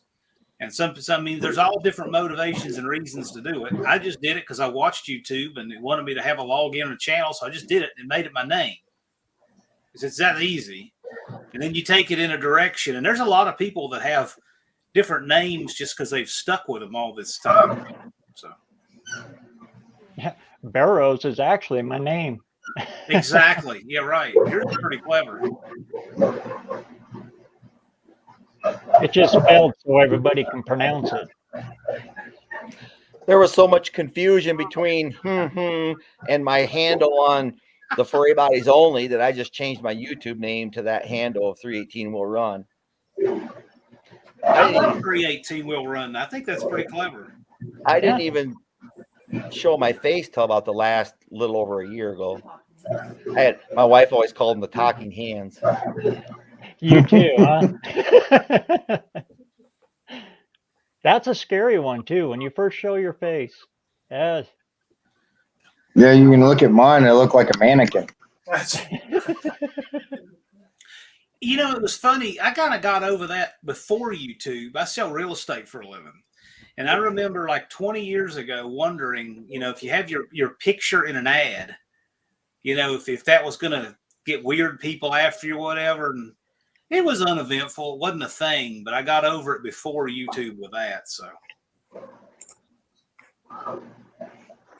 yeah, I had my weird out moment a little bit before. I'm still not completely over it. It still gets you. Yeah. I hate doing it in front of other people. That's my biggest issue. Yeah. The only way to get over that is to do it. Yeah, that's true. Do it. It's what I told Nolan from Wild Rose. Nolan's a superstar.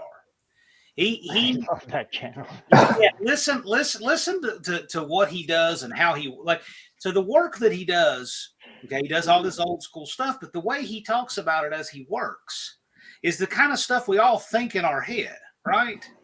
It's just like he's driving out those piston pins. Yeah, so I heat it up, then I put it on this abortion of a device I made over here, and then I get the BFH. And he's just narrating the way that we think when we work, right?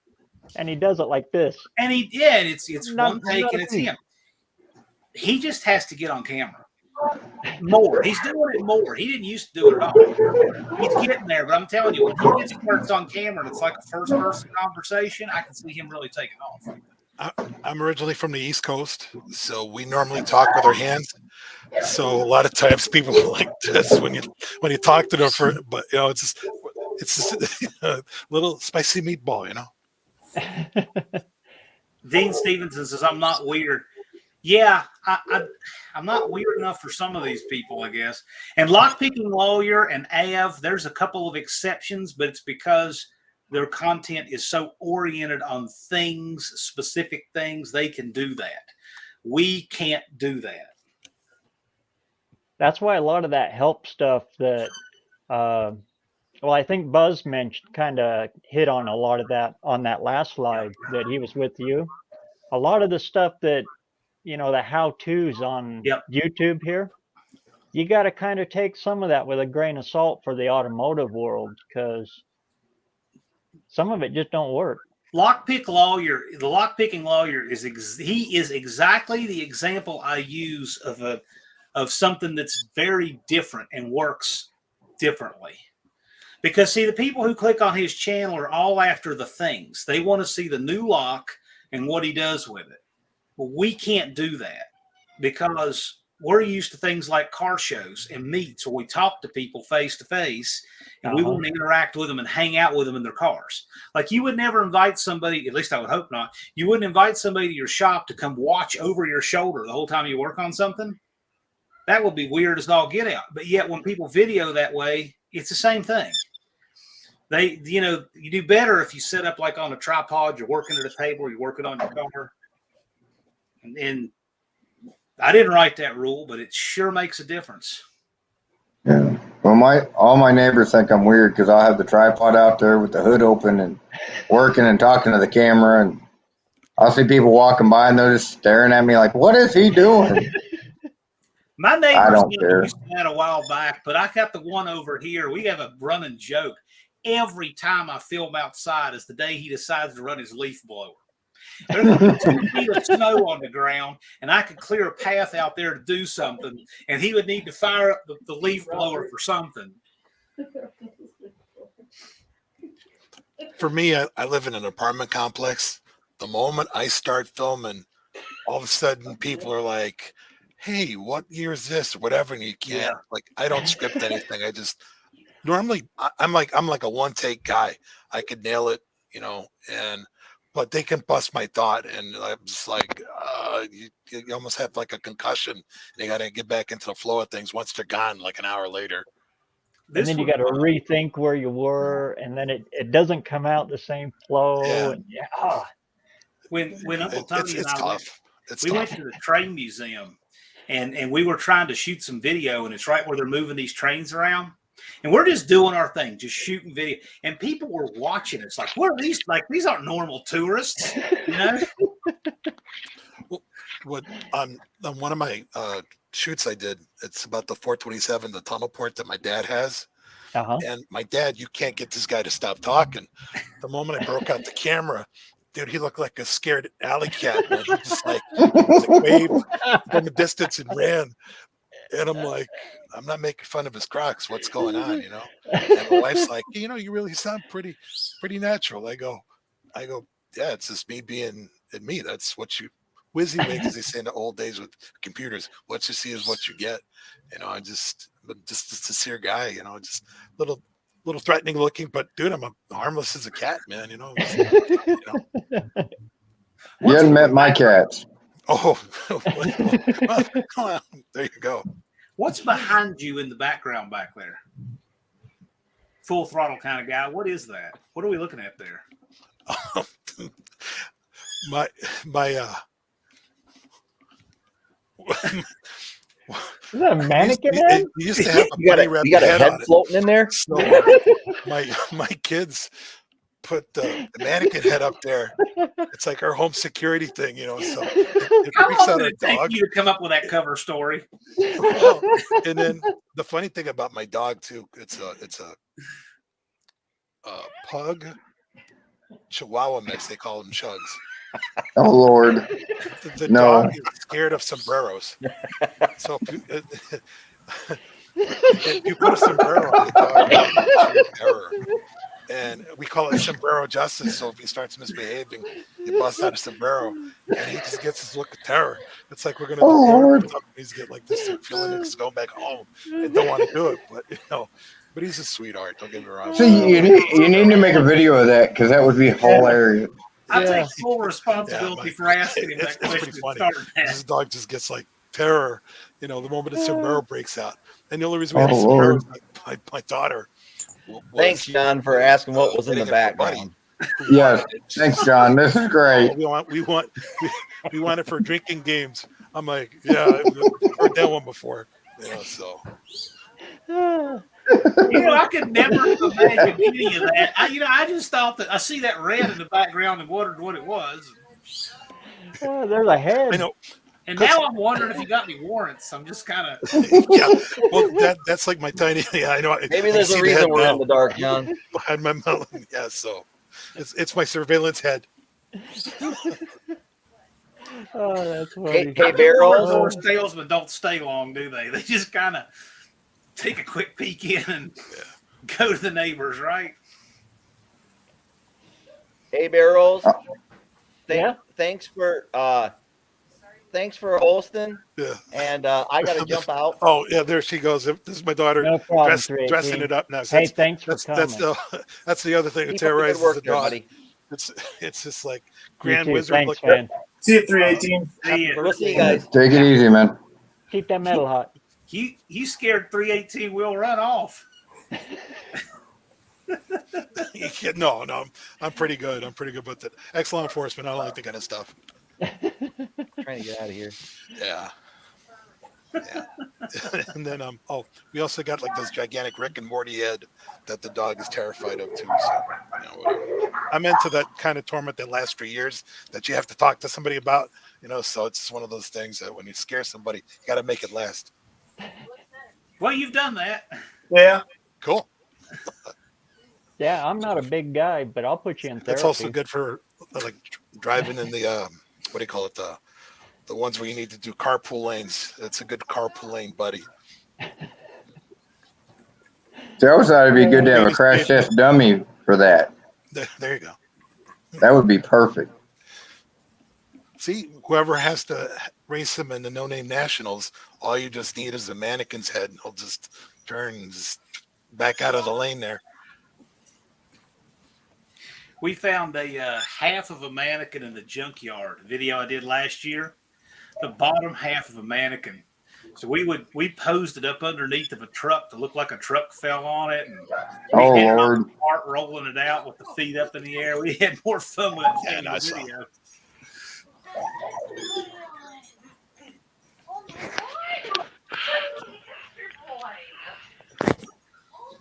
So what you gonna do to Copperhead on your days off there, Travis?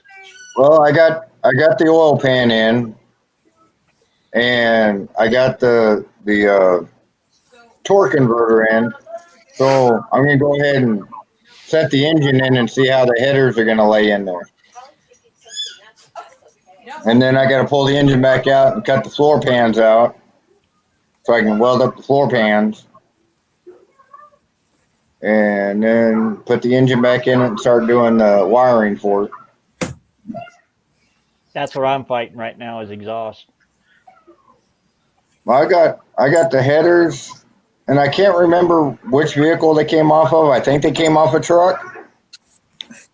But I'm going to try those. If those don't work, then I got to buy some headers or dent them up and make them work. But I got the exhaust pipe, the mufflers and everything for that. But my big thing is the floor pans, and I was hoping to get a fiberglass front end for it, but I don't think that's going to be in the budget. Wow. Well, I mean, was the truck, what kind of shape? What did you start with there? I mean, it looked like it was pretty complete. The front clip was. Yeah, the truck's complete. It was just the floor pans that were ate up. The rockers are all good. The cab corners are good. It's just the two floorboards that are just look like Fred Flintstone owned it. You want to get some weight off front ends, I guess. Yeah, with the fiberglass front end, yeah, because I can get one for about $1,400, a tilt front end for it. Oh wow! But it's just not in the budget now. Yeah. Some other things that come up, and it's just not in the budget. Where do you go through for that front end? What's it? Up 22. Up 22. Yeah, they're the only ones. They used to sell a bed, a cab, and a front end for it. So you'd have pretty much a fiberglass truck with a steel frame. I mean, you'd probably take 1,000 pounds off the truck easy. Unlimited Products. They did the scoop. Yeah, that's what it was. Try finding the fiberglass body for a Laguna. Oh, you got a Laguna? Yeah, it's $1,200 for like the whole front end, but there's only one company in the world that makes it. Right. There was a Laguna front end for sale here in Vancouver not too long ago. The cowl hood and everything. I'm lucky that the front end or the nose on those are rubber instead of metal. Yeah. Twice as heavy, probably. Yeah. What year is yours? It's a 75. Oh, okay. I had a 73 El Camino version. Neat. I'm trying to find a El Camino. I broke the frame on it. How'd you do that? I bought it in Wisconsin. Oh. And I was letting my buddy drive it. Actually, my buddy broke the frame. He did a neutral drop at about 5,000 RPMs, and it went down the street this way. Lovely.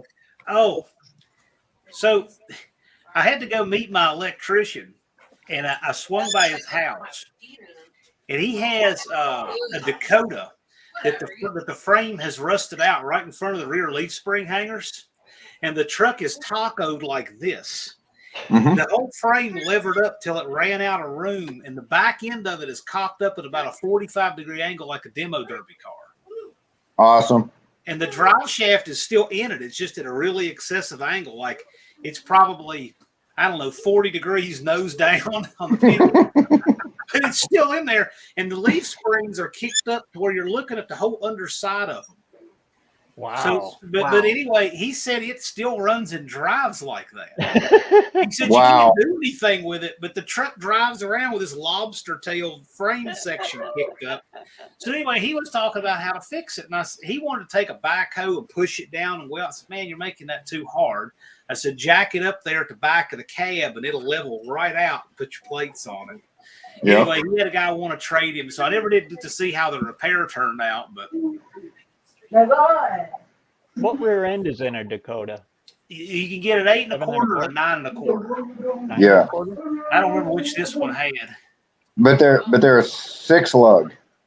But depending on the year. They're 6 lug, but they're a great source of like a good gear with a positive traction, a sure grip. Yes. So you can go to a junkyard and find like a 392 sure grip and then swap it straight into a 9 1/4 car housing and something else. Right. But, talking about rusting out cars, when I was living in Wisconsin, my buddy bought a 72 Mach 1.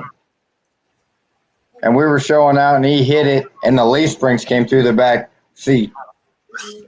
Broke both of them. Yep.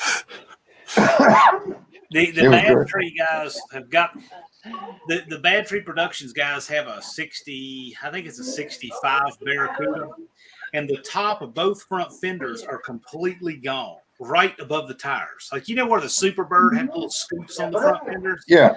That area right there is completely gone. I said, this is the only car I've ever seen that has sunroofs on the fenders.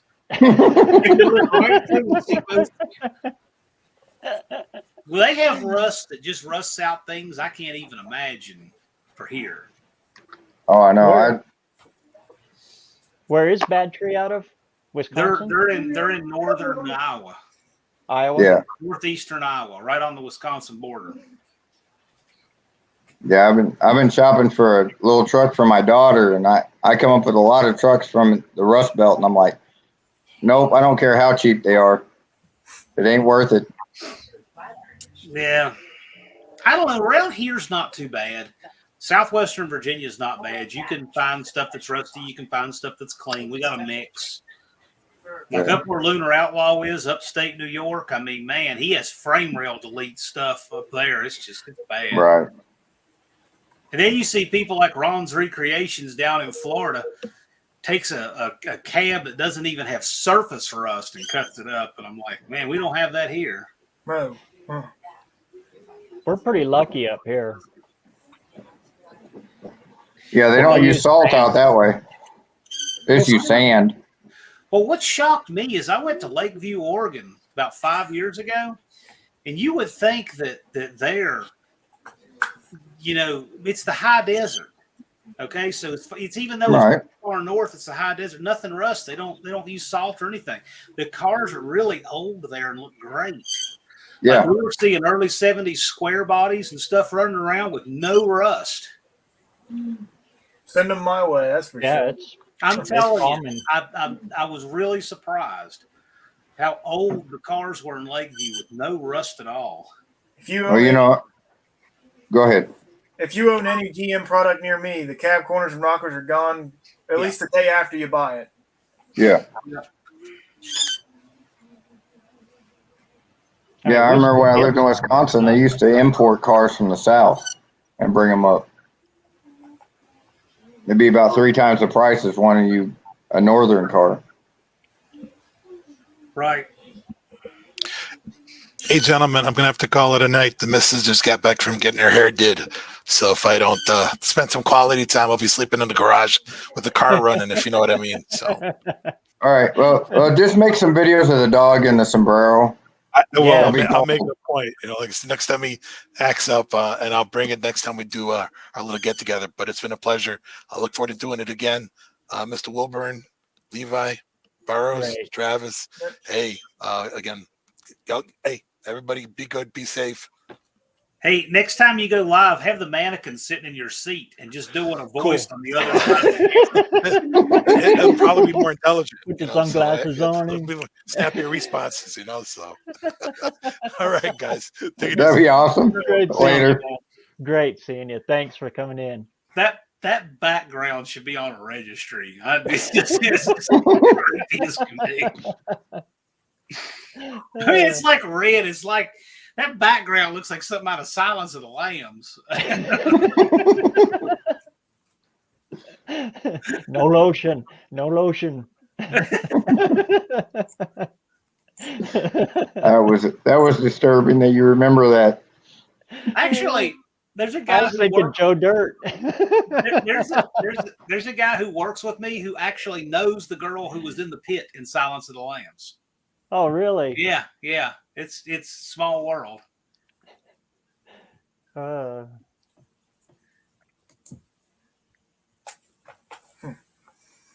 Yeah, Hubie said been perfect for my car in the carpool lane. We don't really have much of that here. I only see carpool lanes when I travel. California's crazy. They'll sneak them on you. We went down there for a vacation. We stayed in LA and then drove down every day to San Diego to my daughter. We got home thinking, a couple of tolls. Holy cow. I think we paid for that new stadium for the Rams. Yep. What is a toll? What did a toll cost you? Make that trip. I don't remember, but take the 405. Stay off of that one. Stay off the express one. Yeah. My GPS tells me it insists I have to get in the whatever that is pass lane. You know, like some kind of VIP lane that you get a pass on your windshield to use every time I go through Charlotte. And one time I did it and it sent me a bill. But the thing is, there was absolutely no reason for me to be in that lane because it just parallels the lane you don't have to pay to get in. Now I have to remember to do that. So I have to pay an idiot tax of about $5 if I follow the GPS and get in that lane. They're sneaky. I know it. It's like they should get a kickback from that. Oh, yeah. Well, you know, they put in carpool lanes in Memphis, and people do not know how to use them, which is nice in some because let's see, westbound is the lane for the morning, and eastbound is the lane for the evening. But any other time, it's just a regular lane.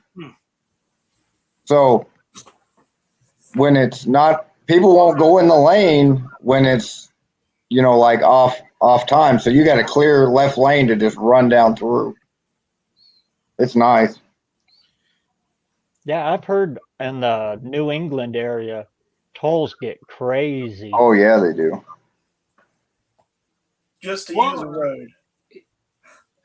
There's 100 reasons not to live in New England, and that's one of them. I wouldn't mind visiting up there because it's pretty, but I ain't gonna live up there. I drove through there. North. That's why we never crossed the Mississippi with the monster truck. Memphis doesn't need it doesn't need like one of those speed pass lanes. It needs a lane covered in Kevlar for all the gunfire. Oh yes. I've heard Memphis is bad. Oh my gosh, man. Well, you know, nowadays we need nets underneath the bridges. In the last 2 months, there's been 4 people jump off bridges. Really? Onto the freeway, yeah. Travis, do you live like up in that northwest corner of Mississippi near Memphis? Yes. Okay, that's what I figured. I figured you were close to Memphis. Yeah. Area. I can get to the river from my house in about 15 minutes. Okay. What is that? Is that South Haven? What is that area? Well, it's Horn Lake, South Haven area, yeah. That's what I thought. Yeah, because really from where I'm at in Horn Lake, which is like right on the west edge of it, all the way to Olive Branch, you never get out of town. So, yeah, I'm what? I'm 4 miles from the state line, from the Tennessee state line. Cool. So the No Name Nationals ain't too far from you. It's like 2.5 hours. No, not bad. 3 hours. No, it's a home game for you. Yeah. You and just Mopar Joe are both pretty close. He's on the other side. He's between Memphis and Little Rock. Yeah. And let's see, who's it? Big Block 402. He lives just right on the other side of West Memphis, I think. He's been talking about me and him catching up. So that's that cool. drive is it's not too crazy for anybody to do it. It's a long drive for a lot of people, but at least it's in the middle of the country. yeah. That factored a lot into Jeffers. So it is a long drive for some people, but some people, you know, like Dust Devil Garage is 2 hours from him. And he's right there near St. Louis.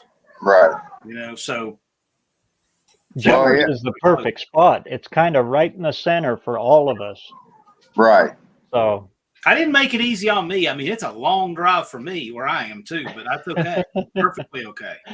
I got 6 hours drive. That's not too bad. Yeah, I think I got 9 or 10 hours of drive, so it would take really more than a day. You know, by the time I factor all the stuff I got to factor in.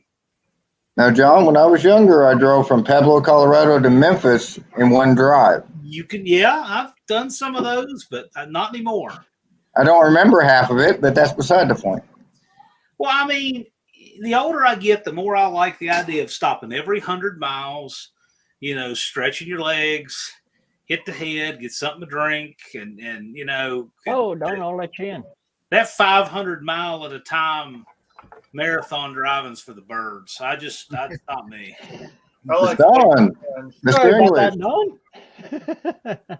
They need to. Don, it took me 4 times to get in. Don't feel bad. That's the Don English. That's okay. I was the first one in. I was his first guest. Yep. I get dibs on everything everybody does. I think you were my first commenter too. Don's always Don and Unfinished Project. Dirt Sport. He's always my first commenter. Dirt Sport. Don, I was telling him the first time I had the 6th person on StreamYard, depending on how you have your resolution set up, it does all your guests in a line on the bottom of the screen.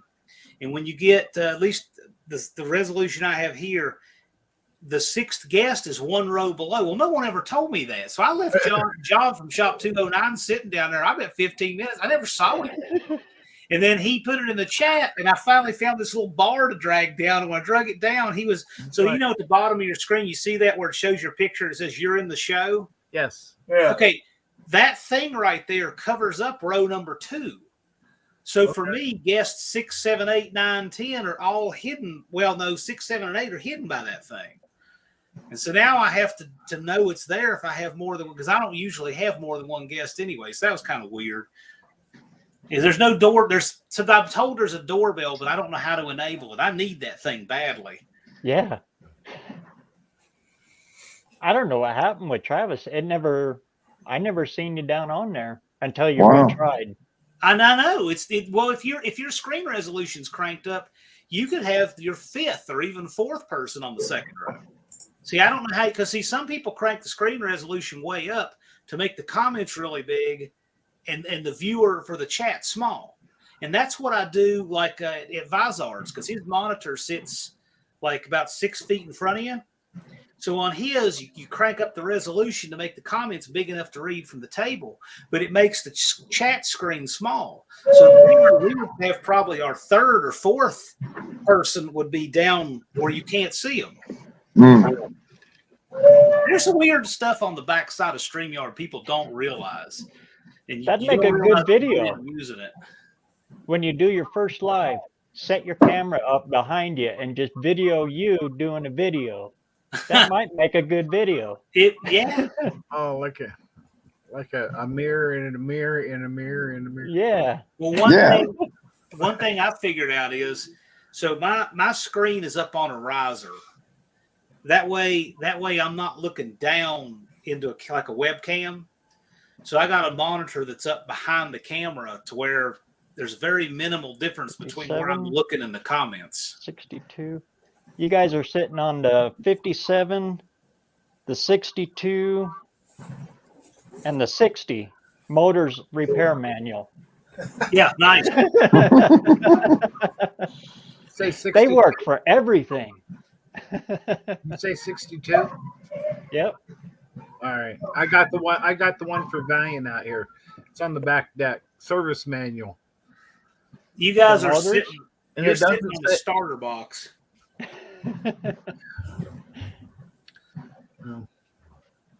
I got a starter box here. I have some other box that has this ring light on it. And then this one on this side has just an array of books propping it up for shim.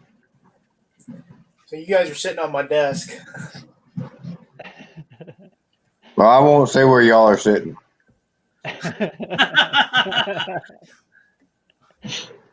Is it next to the head? I feel like I would feel like Santa Claus. Let's put it that way. I should just take this whole thing out, this desk setup I've got here. You guys would laugh your head off if you saw the desk I use. This desk came out of my grandmother's house, and it's literally it can't be 3 feet wide. It's like the most minimal desk ever. And it's got 4 drawers down the side. It's like a school desk for children. But it's got just enough room for the laptop and the ring lights and the cameras. There's like no room for – I got that and like room for this. And that's it. It's like not room for anything else on this desk. When they were getting rid of all the desks at work, to get the supervisor's new desk, I took one home. Yeah.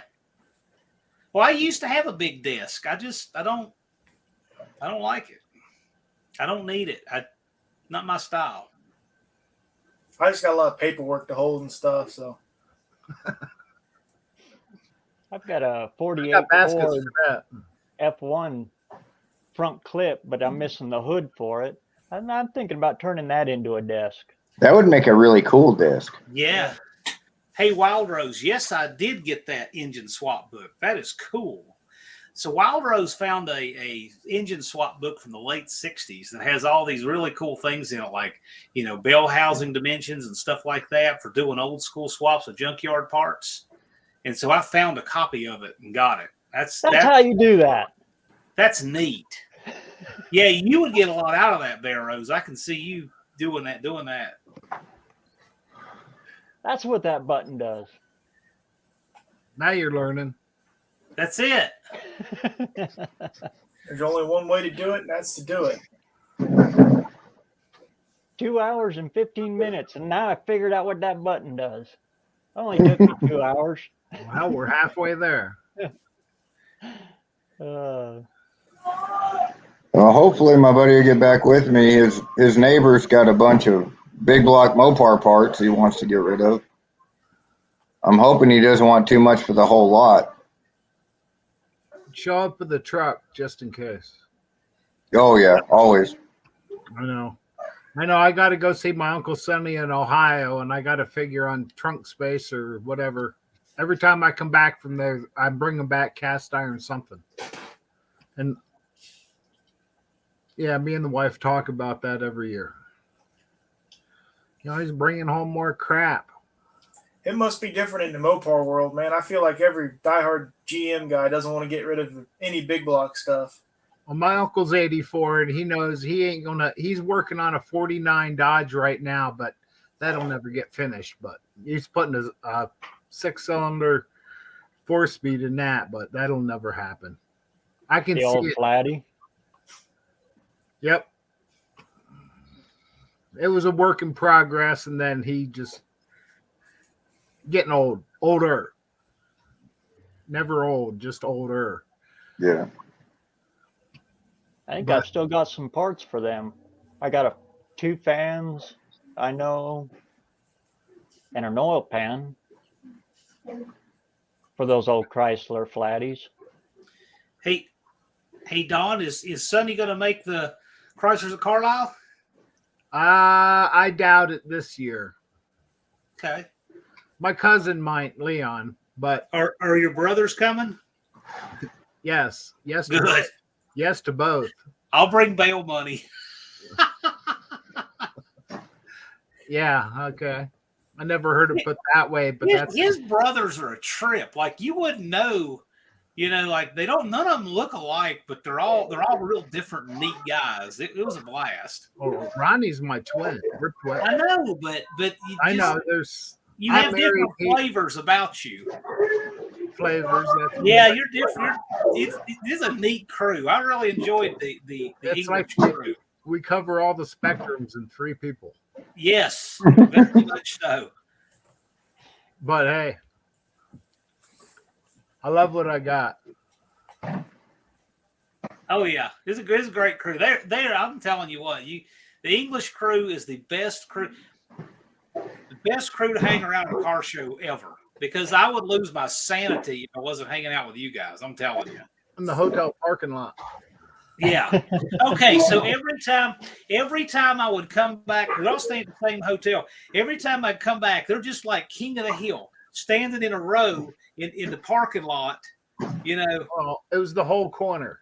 Yes. Just having a drink like by the fence. Just look just like I show King of the Hill. Yeah. Yeah, we got to do better on that burnout in the parking lot deal. Well, I got that almost burnout from Gurley. I forgot I had a canopy in the trunk, so that was about 35 pounds. I could have got away with it, But yeah, that parking lot was almost black there in that one end. Yeah, that was a lot of fun. It was my first year at Carlisle, and I'm doing it again. Yeah, that's a lot of fun. We'll do that again. I want to get this building project done by the end of April. I'm really trying. I'm close. I hope Get the this weather thing goes. don't. I'm going to dive into the roach to make sure we get it there. If the weather goes good for you, you'll get it done. Yeah. Well, either way, I'll get it done as long as I don't have that other project looming over me. Right. I got I've always got that. You got so much on your plate. I don't know how you keep. It's awful. It's really awful. I feel bad for you over here, but it's not my problem. Well, it's like it's just. I'm not saying it's a problem, but the No Name Nationals thing is a pile of work. I mean, I enjoy. I know, but logistics it's like has got to be a bitch. One week into it, I was sitting there thinking, man, how fun this would be if I was just a participant, and I could just make videos and stuff. Like it was a week after we declared. So the first week, I didn't think about anything but getting people registered and all that kind of stuff. And then a week later, I'm seeing Dalton Summit with the Holy Goat there, and I'm thinking, boy, wouldn't that make a nice call out for the Roach Runner? But it's just you can't. I can't do it so much. So. Wow, we're just happy to see it at Carlisle. Well, if something blows up Carlisle to where I can't bring it, if something just destroys that for me, I would like to bring it to Sykeston, but it's going to be a lot harder to get to Sykeston than Carlisle for me for that. Right. Yeah, I'm looking forward to it, but you got a spot anyway. Oh yeah. No, my plan. Come on down. My plan is I got a backup plan too. So. That's good. I got a backup plan that'll be closer to passing for a 62 Valiant. Bring the van. It'll identify too. Cousin Eddie's van identifies the 62 Valiant. Sure. Modified.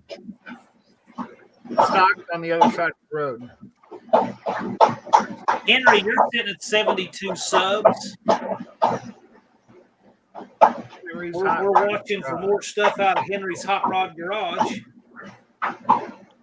He's got some cool stuff.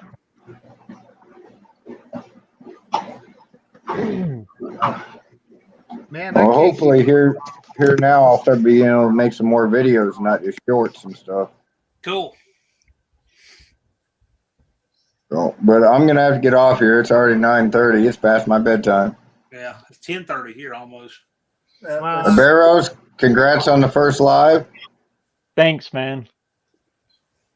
I caught Jeff's last night. Was it last night or night before? Thursday. Can't remember. Thursday. Yeah, Thursday.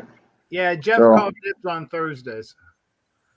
Yeah, I'm probably gonna save my first live for whenever I do like the first start on the truck.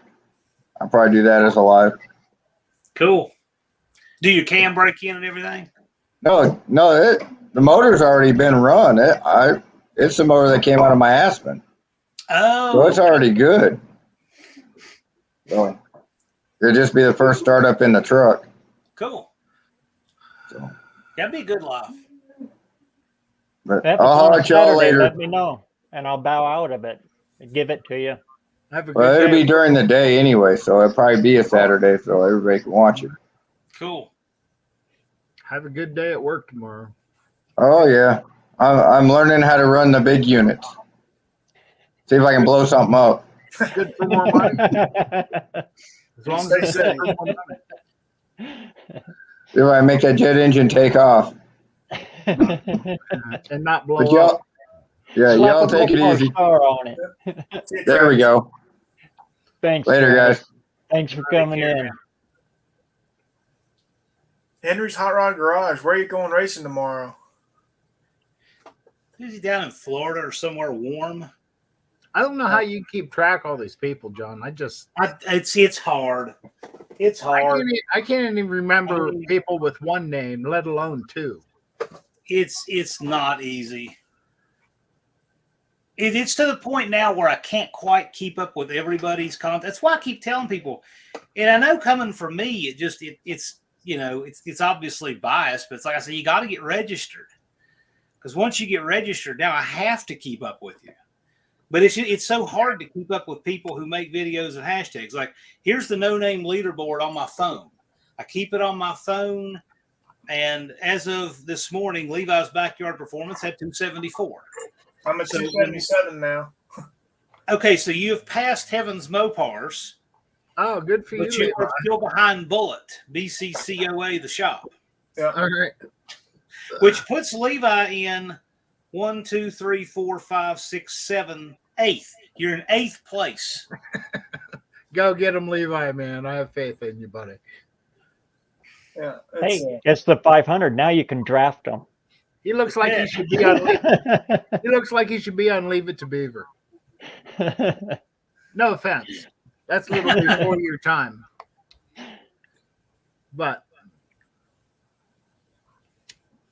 now Travis and 2 hacks. If it wasn't for those guys, me pushing to try to keep up with them guys, I'd probably still be back there. Another kind of foot race. Huh? Well, that's what I'm saying, because as people graduate from the No Name 500, we have to try to help the guys who are still trying to get there, right? Mm-hmm. We were helping you guys. So before there was a class of people who graduated, but now we have 13 people who've made it. So I'd like to do something here in the near future with those channels. So have BareRose, have 2 hacks, have Travis, have J Rabbit Transit, have a round table with those guys. I think it'd be interesting. I like Top Gun. They can be the instructors. Yeah, well, I'm saying, they're going to be I'm thinking ahead. They're going to be the elder statesmen for next year's. Yes. So I've got some plans for next year that are going to be really interesting. I think they're going to be really interesting. Cool. I don't want to talk about them now, but you got a book for next year already, John? I've got what I think is going to be a really fun, cool thing for next year's No Name 500. All right. So are you guys going to keep that 500 as the number to get in next year too? We'll see. I don't know. Hey man, get your 500 this year. Whatever it is next year, you're already in position. Well, I was going to say I'm going to get my 500 this year, but if I have to get 1,000 next year, I mean, wow. So by next year, you should already have 1,000. I'm going to tell you, you never know. It may or may not stay 500. I don't know. Because think about it. If we have so here's the thing I'm kind of anticipating for next year. See, this year, watching how it plays out, you're going to have guys who lay back in the weeds and game it next year. Right? Like BareRose didn't game it. I mean, you had like an honest 34 subscriber channel or whatever it was. This came along. And then you built the channel the traditional way. Well, next year you might have people who lay in the weeds and they have subscribers lined up and they wait, they register, and I can see people gaming it. And especially if we have a lot more people like this year, we're at 40. We're at 43 No Name 500 guys. 43, and 13 have made it, and 32 are still. No, that makes 45. 45, and some of them, obviously aren't making much content. We're not seeing much from them. Yeah. But if we get 100 No Name guys, we may need No Name 500 guys. We may need to make that the 600 to 700 to 1,000. Yeah. We might do it. Well, I've noticed on the lives lately, there's people that I've never seen before, and you go look and they got something hashtag No Name Nationals. Well, it's like, that's another thing. Like I bet if I look right now, I bet there's 1,500 videos No Name Nationals that are hashtagged, and I want to look. So hashtag NO. Okay, that's all I have to type in for it to come up. And there's 1,500 videos, 123 channels. I mean, thing is that none of us had that kind of wind to our back getting 500. I know I didn't. So next year it'll be different. You'll have a much bigger support network much earlier. Yeah. And even though there's none, like you said, when we first started, that there wasn't a lot. Man, this thing just exploded me. If you look at the other side, I'd still be at 50. By the time No Name Nationals is over, it could go viral. in today's society, I'm sure it's going to turn into a thing. But before, there's going to be half a dozen lives a day down there. Don, so The animal. when I first We're started gonna blow up YouTube.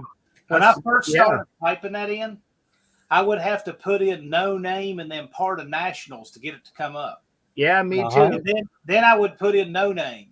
Then I would put in NONA and it would come up. Now I'm just putting in NO. I know. I mean, I see the same thing on mine. Trending pretty hard. Yes, and you're going to make a glitch in YouTube. No, it's pretty strong on YouTube and Google right now. Oh, and Google? It's become oh yeah, it's become quite a thing. Yeah, I did that the other day. Just did a Google search and just typed in NO and then off it took. Right. And the drops. This So, thing's John, getting big. I'd like to be number 20 to get to 500. That was my Number goal. 20. Well, I mean, you could be 14 if you get it tonight. Well, Yeah. All you got to do is go out and shoot a bottle rocket out of your butt crack, and you'll have 500 when you wake up tomorrow.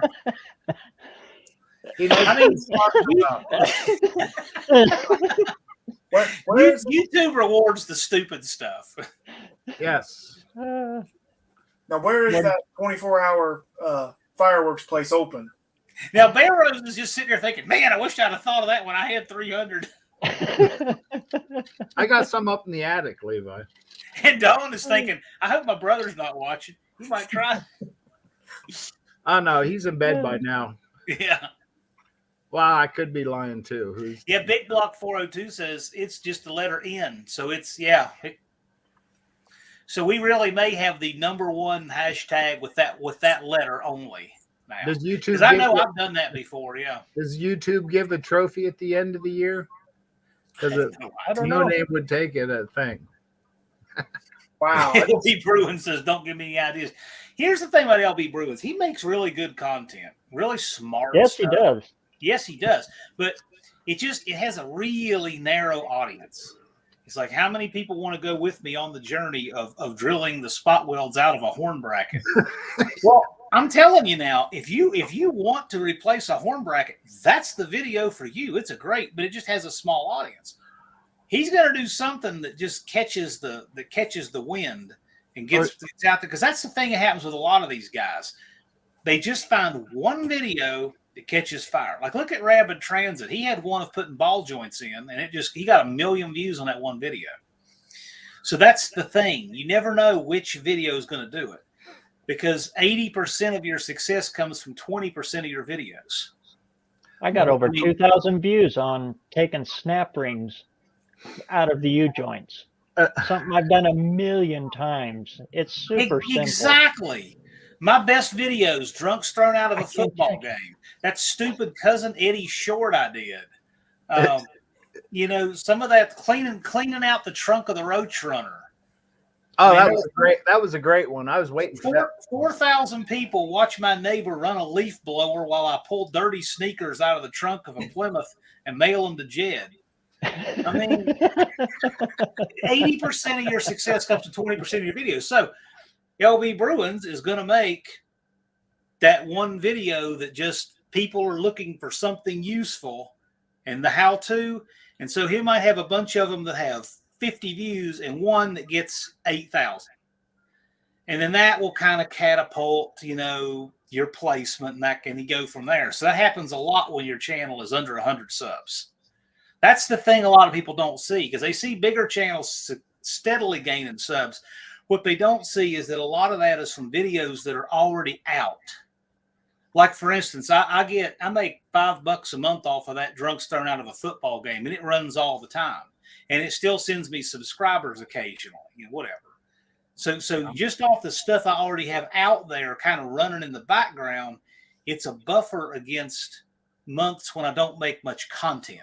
Yeah. But when you're new, you don't have that buffer. When you're new, everything is hand to mouth.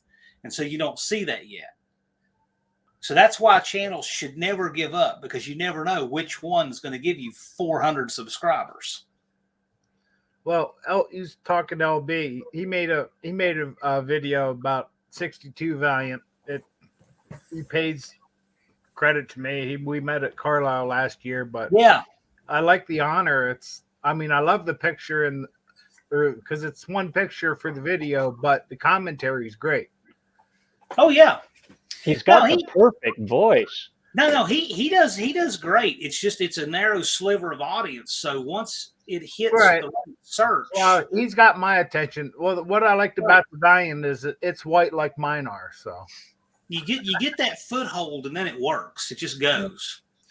So every one of the No Name 500 guys can make it, but there are some that I just don't know. I don't know if their plan is going to get them there, but every one of them absolutely can. Well, they just got to find their niche. They find it, they'll get it. Yep. I think the most important thing is you just got to keep making content, keep trying. Yep. Here's another thing too that a lot of folks don't think of. When you're making videos like that and you're trying and you're registered to where we know you're looking for it, you get opportunities. You never know when a big I'll just give an example. Let's just say, so LB drills out the spot welds on a horn bracket, right? Okay, that's a cool video, but it's a video very few people need. But what happens if the person who needs that video is, say, like, Brad, Poor Boy's Garage? Let's say he's doing a Mopar horn, right? Off something he pulls out of the weeds. So he says, hey, that video was useful to me. He could shout it out. Gosh, that might be 200 subscribers that day. You never know who's watching. You never know what bigger channels might find your content useful. So you got to keep trying because there's going to be that one that does what it needs to do. And then what happens is they go back and look at all your old stuff. And you see that, like for instance, the news of Jim Bennett, right? Well, I got 100 views on Jim Bennett's live because 100 people went back and watched it. Right. Now, those are probably people who already know us from the community, but that kind of thing happens a lot. So like when people find my channel about, say, the Roach Runner, they go back and watch the other videos. They go back and look at other stuff, right? If somebody finds, let's say they're looking for, how to make a homemade reinforced second gear strut for a torque flight. They found that on my channel, right? So I show you how to cut one in half and weld it together. Well, but then what they're going to do is go back and watch the other videos I have on it. It's that kind of thing. Hey, Battery. You've cleaned up. I think it's the mannequin, full throttle kind of guy's mannequin. That could be if you put light on it. We got an imposter. I'm good, Blake. Evil Blake died this morning. Did you get a receipt with that cut? I am How's telling it going, you for Blake? real. If you weren't sitting in your office with your name under there, I would not have recognized you for a minute. I really would not. That's how it used to be, man. I got used to the Fidel look. Yeah, we were on live last night, and that's not the same dude that was there last night. No, I woke up this morning and I'm like, man, I play with this thing too much. It's distracting. What? What? It had type F and shit in it and dirt. So, I don't know. It feels good. Yeah, I got rid of all that white hair and stuff. Now it looks like I got nice black hair again. You got the suntan of like a paper plate. Well, I live in Iowa, dude. I know. We've been indoors all winter. What? I hear you. I'm almost, I turn about 3 different shades in the summertime. I get pretty dark. I bet. Yeah. So, how's everybody doing? You had the J-Bo look going with that Fidel beard a little bit. Mm-hmm. I was catching Jeremy pretty quick there for a little bit, but I let him have a long beard. You know what? Like, I'm not a fanboy, but I could almost be a J-Bo fanboy. I get a kick out of J-Bo. I really. If I was going to be a fanboy, maybe on YouTube, it'd be J-Bo. Yeah. He's annoying. No, we premiered that video, and I agree with what people say. When we're all in the shop together, it's so much better than if it's just Jeremy or me, or just having that element of J-Bo, Jeremy, and me flipping each other's shit constantly. Hey, LB Bruins. So we're going to have another No Name 500 workshop, like the one that Blake and I hosted and had all that chaotic circus going on here a few weeks ago. We're going to do another one here at the end of April, and it will be a good idea to get in on that. And Buzz from Roadkill Customs is going to be in it, and that'll be interesting. It'll be more focused. We're going to have fewer seats, more seasoned creators with bigger channels. So you'll get more attention, but I'm telling you that's coming up. So when I send out the email, be ready to register because the other one filled up fast. Hey, Henry's. It's going to be fun, John. Yeah, but I'm telling you, man, there is so much value in what Blake can teach you about how to make your videos better. It's the little things. Man, the little things matter so much. And you can look at Bad Trees production and tell he has crossed so many bridges with little things to cause people to click and watch their stuff. And if you're trying to get 500 subs, Blake knows how to do it. No Yeah. peak. It's that. Oh, man. It just needs to keep growing, baby. I want that silver but play the thing button. is we learn what works, what doesn't, and you know how to make a good clickable. I'm telling you, Gene Simmons, he said something really profound. He said, with talking about the band Kiss, he said people listen to music with their eyes, and then this is why they were so successful. All the costumes and the fire and all that stuff. Well, people click on the thumbnail they want to see. Right, They know if they want to click on it based on what they see. The whole rest of the video just supports, either affirms or whatever their decision was, or tells them yay or nay, but that's what they click for. Yeah. So there's so many things you can do with that thumbnail. And then after you get them to click on the thumbnail, the next hurdle is, how many seconds do you have to make an impression, Blake? What do you say, 5 seconds? Pretty quick, yeah. That Probably. first 5-10 seconds. Yeah. Kinda, If your first 5 or 10 seconds is you fumbling around with a camera, trying to get it to straighten up and then walking over to it and filming the back of your dirty hands, you're done. That's why it's either true. It goes two ways. I either put the intro out right away in front with the drums and the tire smoke. Yes. Or I start out and say who I am, what you're watching, what we're working on, and you find a good spot to cut there to put your intro in. And then you can cut through a ton of footage of boring shit after your intro and skip right into what's going on. Well, that's why I like my videos, the way I start mine. Like, for instance, if I'd blown up what this came out, my video would start with just coming on the screen. I blew up an engine. And then it's okay, now they're hooked. We're like, okay, now I want to know how to go and blow up that engine. And the whole rest of the time, now we're talking about the details. But from that instant, the minute the second it started, I blew up an engine. Now they got to know. Yeah. You start a video with that, you'll keep them for the video. Yep. Hold on a second. Yeah, I've seen everyone. Ouch.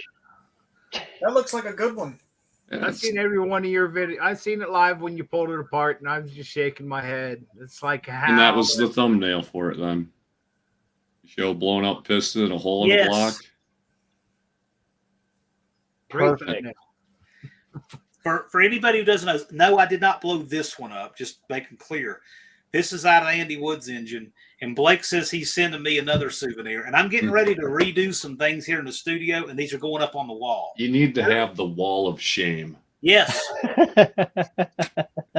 Just rods and guts hanging everywhere. You can take one of the pistons out of my engine at the No Name 500. Down there. I was going to say. Shelves before it's over.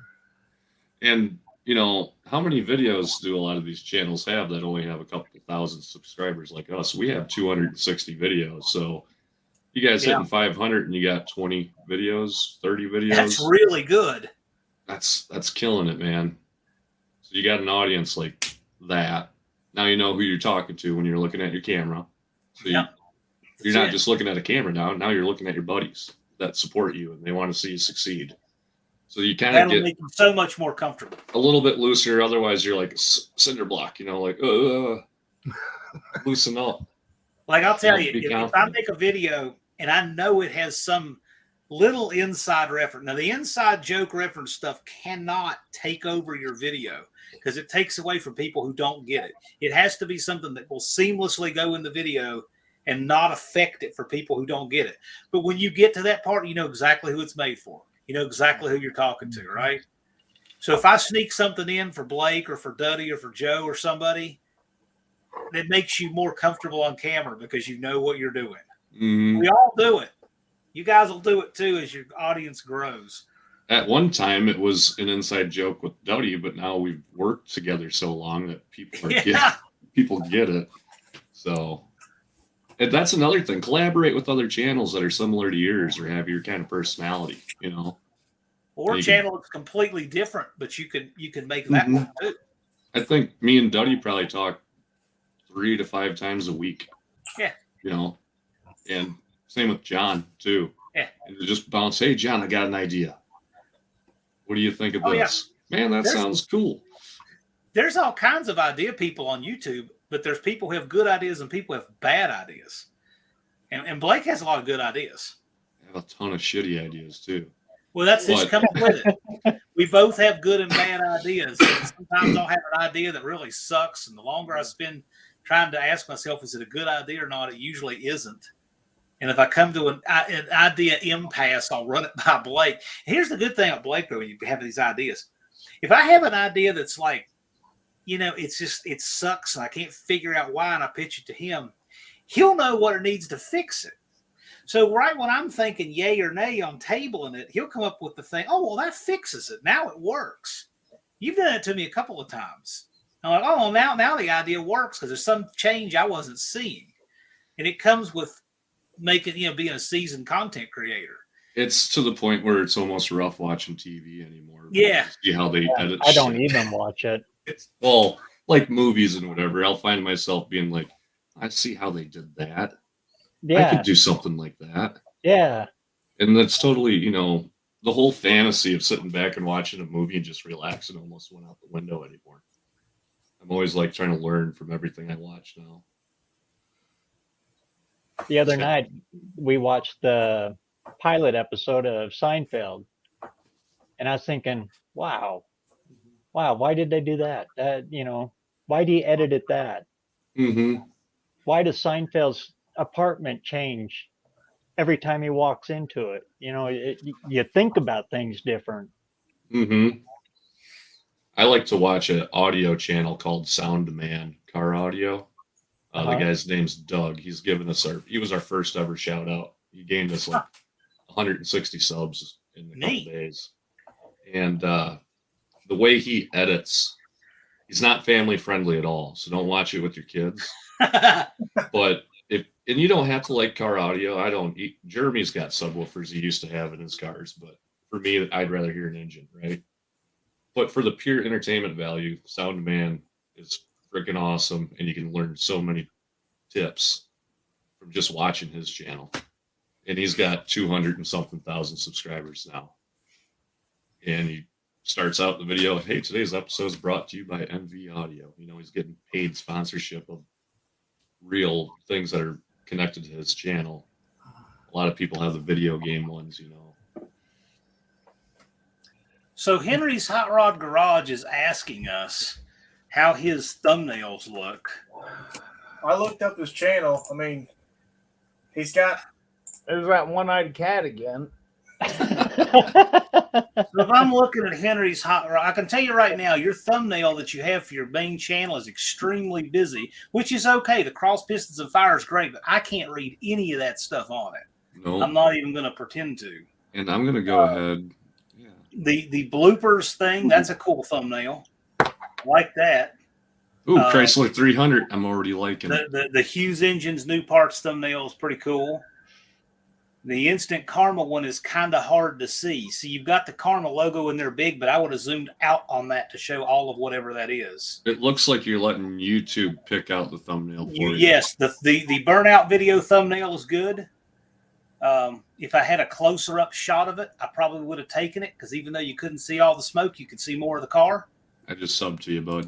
The 6.4 head build-up video, very good. I like the one with the kid. That one's cute. Your truck there, your engine stand. Yeah, these are not bad thumbnails at all for the most part. Yeah, I like them. Can I? Variety. They're good. This app, where's it at? Come on, zoom in. Focus. Anyway, it's called Thumbnail Maker for YouTube. It's on the Google Play Store, and it's super simple. You can pick your own images, and it's got pre-made text captions that you can use, stickers, and I go in here. I use this app for every thumbnail that I use. It's free to download, and it works great once you figure it out. And what I recommend is sit down on the couch and just screw around on your phone for a couple hours, just making thumbnails until you get the hang of it. You know, it's a really good tool, and it's free. It's about the only thing I use my phone for the channel is thumbnails and commenting during lives. Another thing you guys can try if you want to on thumbnails. So a lot of you guys have like Microsoft Office just came with your laptop. I use Publisher to lay out all of mine, and I just do it in 16 by 9 inches. It doesn't matter what it actually could do. 16 by 9 feet, 16 by 9 inches, 16 by 9 centimeters, doesn't matter, because all that matters is proportion. It's going to format it to the right size. So I have 16 by 9 inches for my thumbnail, and that's just a blank canvas I can lay anything on. That's what the tile looks like right there, bud. The nice thing about that app is it has a font. See, one of the things you'll notice on one of Henry's and a bunch of my thumbnails too, and a lot of guys, if you don't have an outlined or a shadowed font, it picks up all the clutter in the background and it messes up your lettering. Mm-hmm. So use that blur and that shadow. Blur it really gives it, kind of makes it stick out. It does. I use Canva. Canva.com. Canva's great if you got it, yeah. Canva. Or Microsoft Paint. You know, there's 110 different ways to skin a cat, right? Sure. So whatever works for you is what works. It might not work for John or BareRose, but if it works for you, keep doing it. So one thing you got for your viewers, if you have text on it, you gotta have a way to break it up so that it's legible against your background. Okay. Mm-hmm. You gotta have a thumbnail that people will click on. But how you get that? So what works for your audience is what works for your audience. How you get them that's completely up to you. You know why? If you want to take a pair of scissors and cut out felt and lay it out and take a digital picture, go for it. I mean, whatever works for you, you can do it. You know why every road sign and caution light, everything's yellow? You know why? Because your eyeball is attracted to seeing yellow out of any other color. Yeah. So if you use a yellow letter with a black blur background, it makes that yellow pop and your eyes catch the yellow. So that's another way to get your thumbnails seen, is use yellow text. Because there's a reason why they put it on caution signs, and it's to catch it. Well, yellow's I've also been using a lot of red, but red washes out. That's the reason why a lot of your pistol sights are yellow, because yellow is the least common color for a shirt. Mm-hmm. So it contrasts against the highest percentage of shirts a person can wear.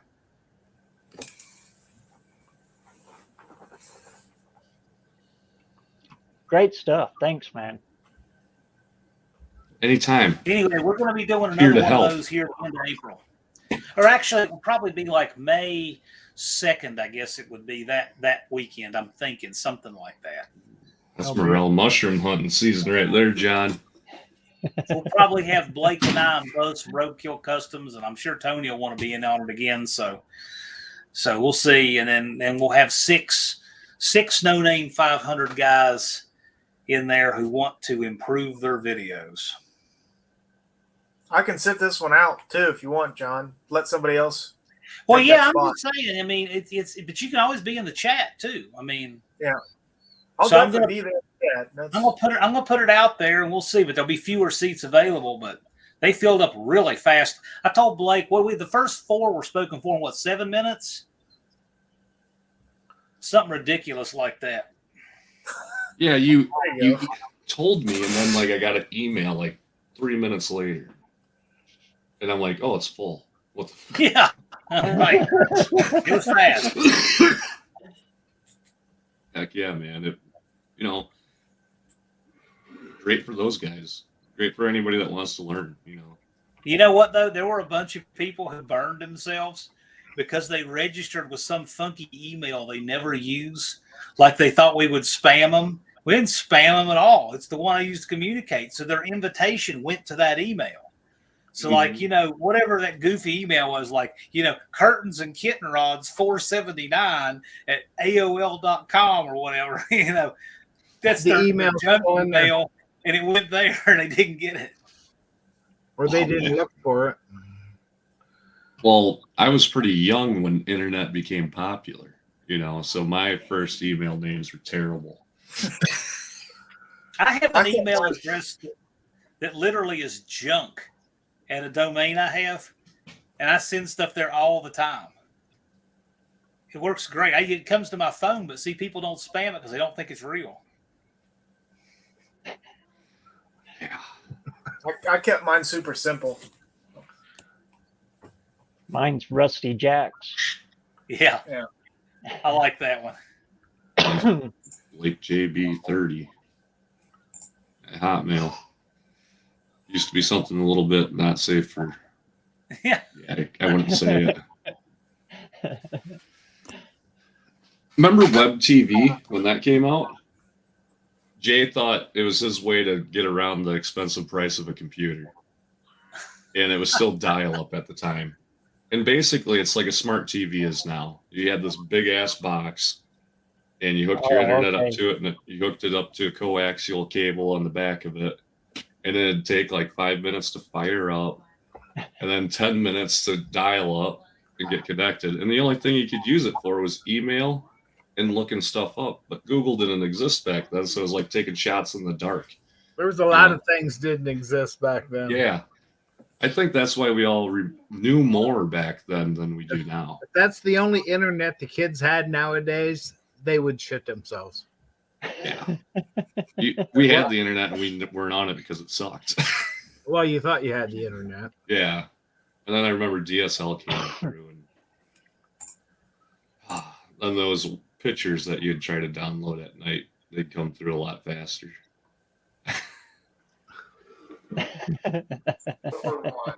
The one's way late. Mm-hmm. There was some, yeah. Then it seemed like eBay popped up, and all of a sudden, all these good deals that you could score by knocking on people's doors and, hey, is that for sale?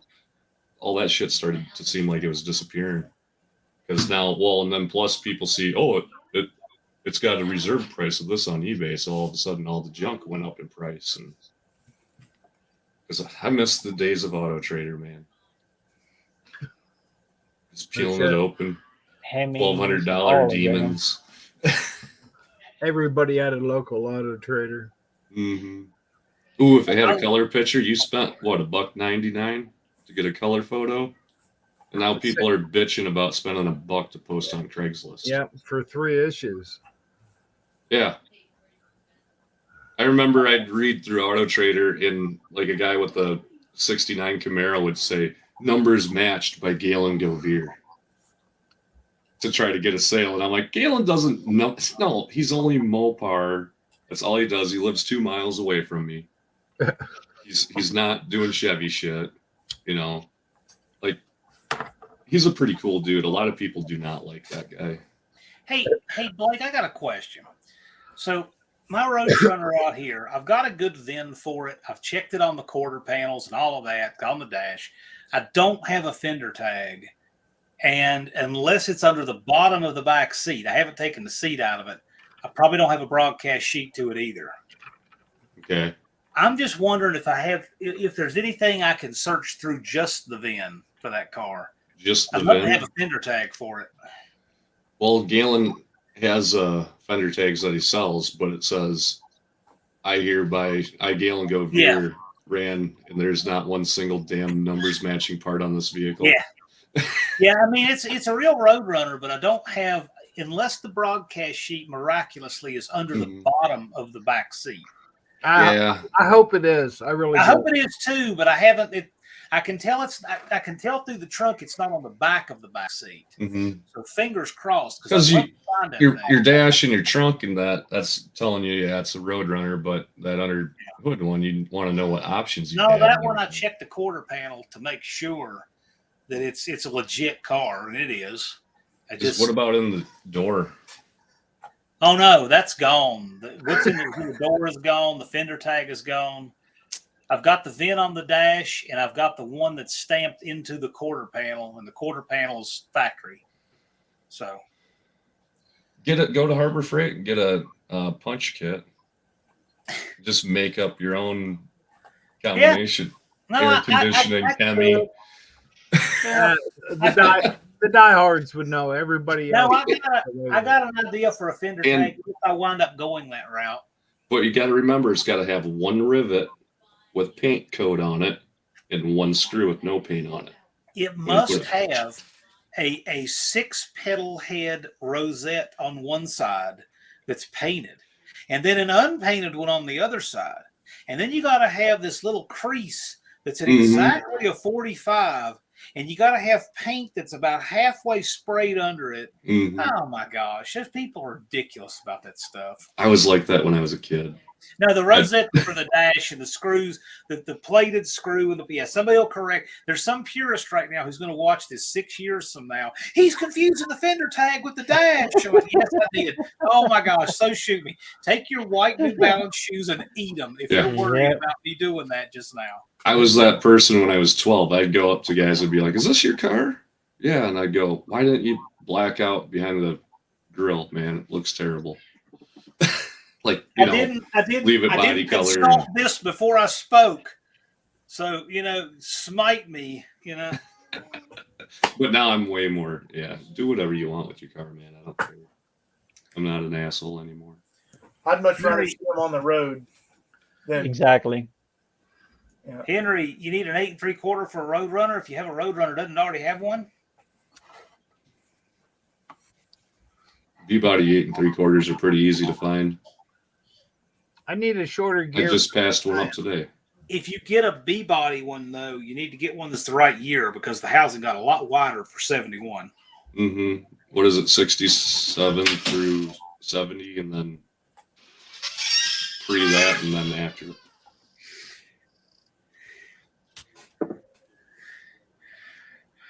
Huh. Hey, John, you were saying I could get a different gear set up for this 8 1/4 out of a Cherokee or something? Yeah. You got to really, so first of all, to get a good gear for an 8 1/4 isn't too hard, like out of a Cherokee, but you can also, if you hunt around enough, may be able to find the sure grip too.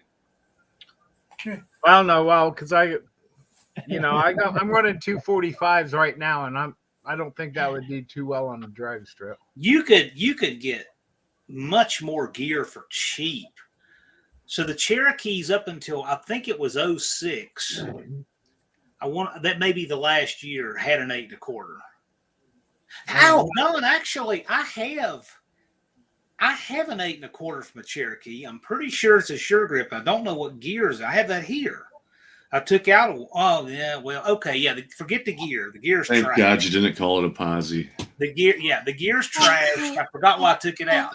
It was making a ton of noise. The gear's probably trash, but the posi unit in it may be good. I did that just for Blake because he likes to misspell my name, so I'm going to call it a posi unit just for him.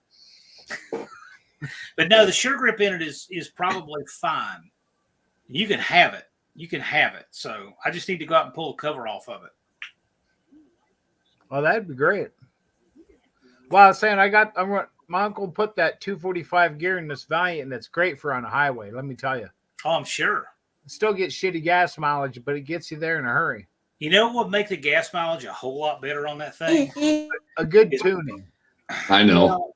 Okay, so if you a cop car behind you with a push bar. This carburetor here is the one that Andy Wood put the little restrictors in. There's little restrictors in the main body of this that keep it from constantly trickling gas from the transfer circuit. Okay? So you got an intermediate circuit between the idle and the main jets, and that thing dribbles gas all the time because you just have the throttle cracked open enough to constantly be pulling and dumping fuel. And you can jet that passage in the main body to stop it from doing that. Makes all the difference. These carbs on his truck, a pair of these got 16 miles to the gallon in a 4,080 pound, 600 horsepower truck. And it's because the truck makes so much power and weighs so much that you're never using more than this much gas pedal to do anything unless you want to. I want to see Thunderhead's 1-barrel lawnmower carb setup, how that's going to do. Oh, I don't know. He got it running. It runs. I mean, you 1 barrel. You wouldn't know it was running on a lawnmower carburetor. Yeah. I mean, it's crazy. I think he's got a new video of him driving. Maybe. Going to say, don't be busting on 1 barrels. I'm running the 5. Well, I mean, this is off the Briggs and Stratton. Right. Well, something Andy and I were talking about that's interesting. He gets all that gas mileage, but he does not do it with a progressive linkage or opening at all. So on his, all 8 are opening simultaneously. Mm-hmm. He's doing it with them all open. It's just it's got restricted intermediate circuits. It's not dumping all the fuel. Yeah, well, saying this thing's all backyard. My uncle stuck a RV 440 and put that 5-barrel setup on it. It runs it. It's part of the charm. It's part of the charm. It really is. Well, I got another RV 440. I got it cleaned up. I got it painted. I'd like to do a little bit of work to the heads. I don't want to blow it apart and flip pistons and this, that, and everything. So I just picked up a gasket set here a week or so ago. But yeah, it's that the motor's tired. All the seals are. I got that perpetual puddle of oil on the intake. Yeah. And a transmission, I think reverse is going out of it, but I'm going to drive it till it pukes. When can we see your video come out that you and I have been discussing? That's half the reason I'm getting on these lives. That way I'm not camera shy anymore, and that video needs to happen, man. Good. I know. You can do it, Don. It's killing me knowing that this video's coming, and I'm dying to see this video. I know you do. You're gonna have some editing, maybe. Well, you said listen. No, man, I'll edit it for you. I know. You shoot it. Send me. I'll tell you how to get me the files. You shoot it. I'll tell you exactly how to get me the files, and I'll edit it for you if you want. No problem. Oh yeah, you're gonna. That's how we got Dodge Whisperer into it, man. Yeah. Yeah. Well, because I'm not spontaneous. I can't, but I can read off a teleprompter, in my dark basement. So Don and I discussed an idea for a video that I think really needs to happen. There's a vacuum in the YouTube automotive community, and Don is about to fill it. He needs to do this video. Yeah, all you do is shoot it. You shoot it. I'll tell you how to get me the files. I'll edit it, send it back. You post it. And what is that? I'm going to bring out the next Star Wars. All right. Yeah, what is that website you told me about, John? That works great. WeTransfer. Yeah, WeTransfer. You can send up to 2 gigs at a time for free. Yeah. It's great. Don't accidentally try editing everything and it ends up being 3 gig and then go to send it and it says file's too big. And be like, so one thing I use all the time. BareRose. I seen you went live. It's like there's another 3 hours of my life. But I'm glad I'm here, man. I'm having a blast. Man, I'm glad you're here. Izzy was at Jeffers today. Ooh. Hope the weather was nice. Adequate.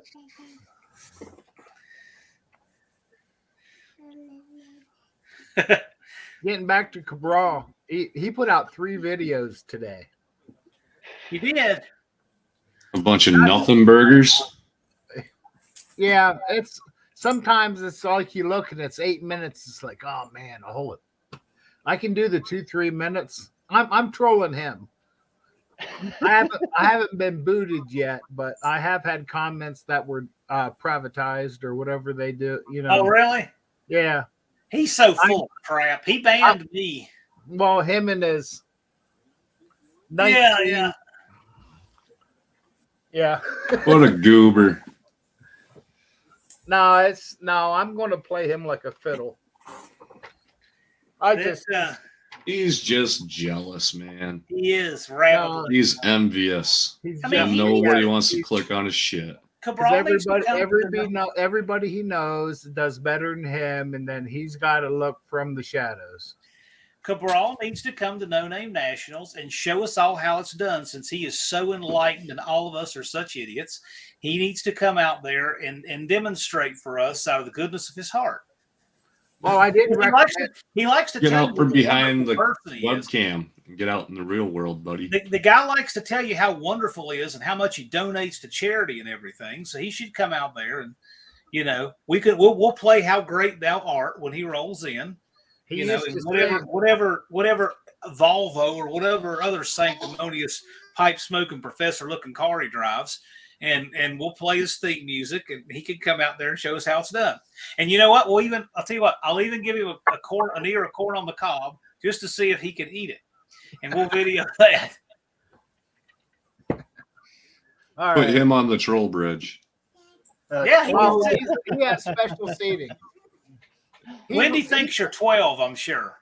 Oh, probably. I probably look like I'm 12. As soon as you come on, I knew she was going to card you.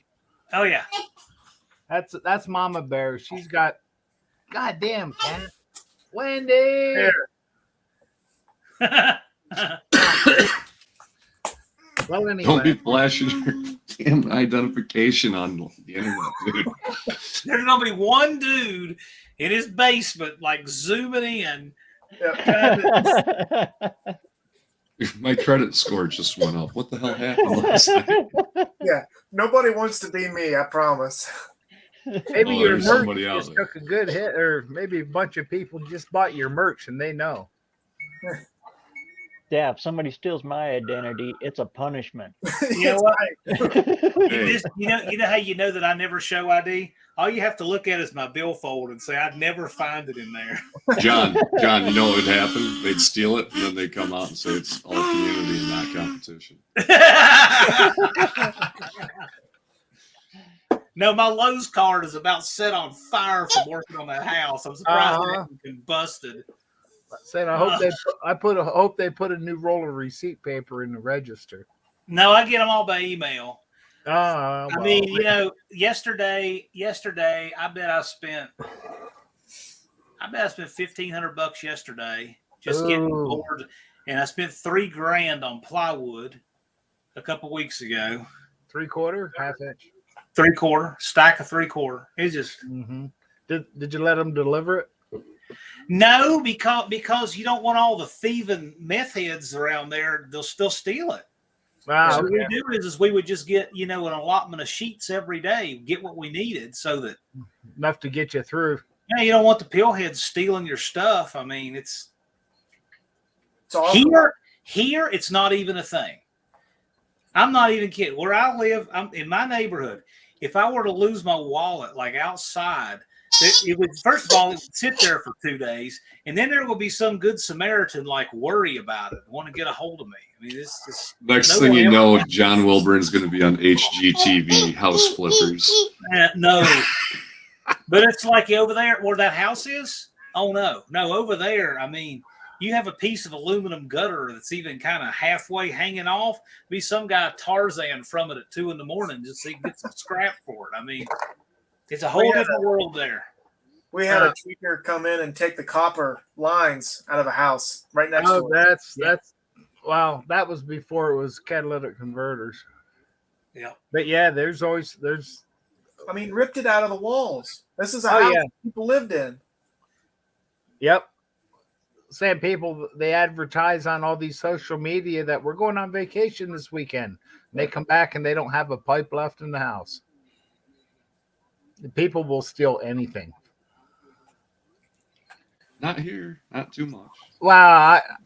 Right. Second Amendment. Yeah. Yeah. It's one of those, you hope it don't come to that, but if it does. I don't still do it, but I could. I mean, our town is the kind of town where your keys are in the ignition, your front doors. Wow. We're in a small town here. Population's like 22,000. Yeah, we have 900. It's a whole 6 miles to the next town, which is just the other end of the Golden Strip. But it's North Philly anymore.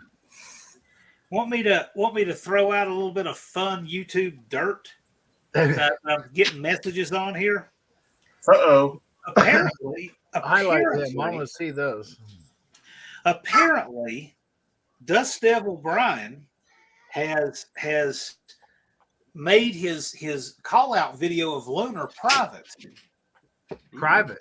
Yeah. Is it by choice, or he doesn't realize? Well, yeah, only he can do that, right? Right. There's a lot of, we could speculate on why he did that. Wonder why Brian made his call out video of Lunar private.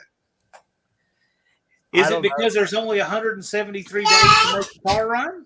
Is it because Lunar just ordered a big nasty supercharger for that import? I don't know.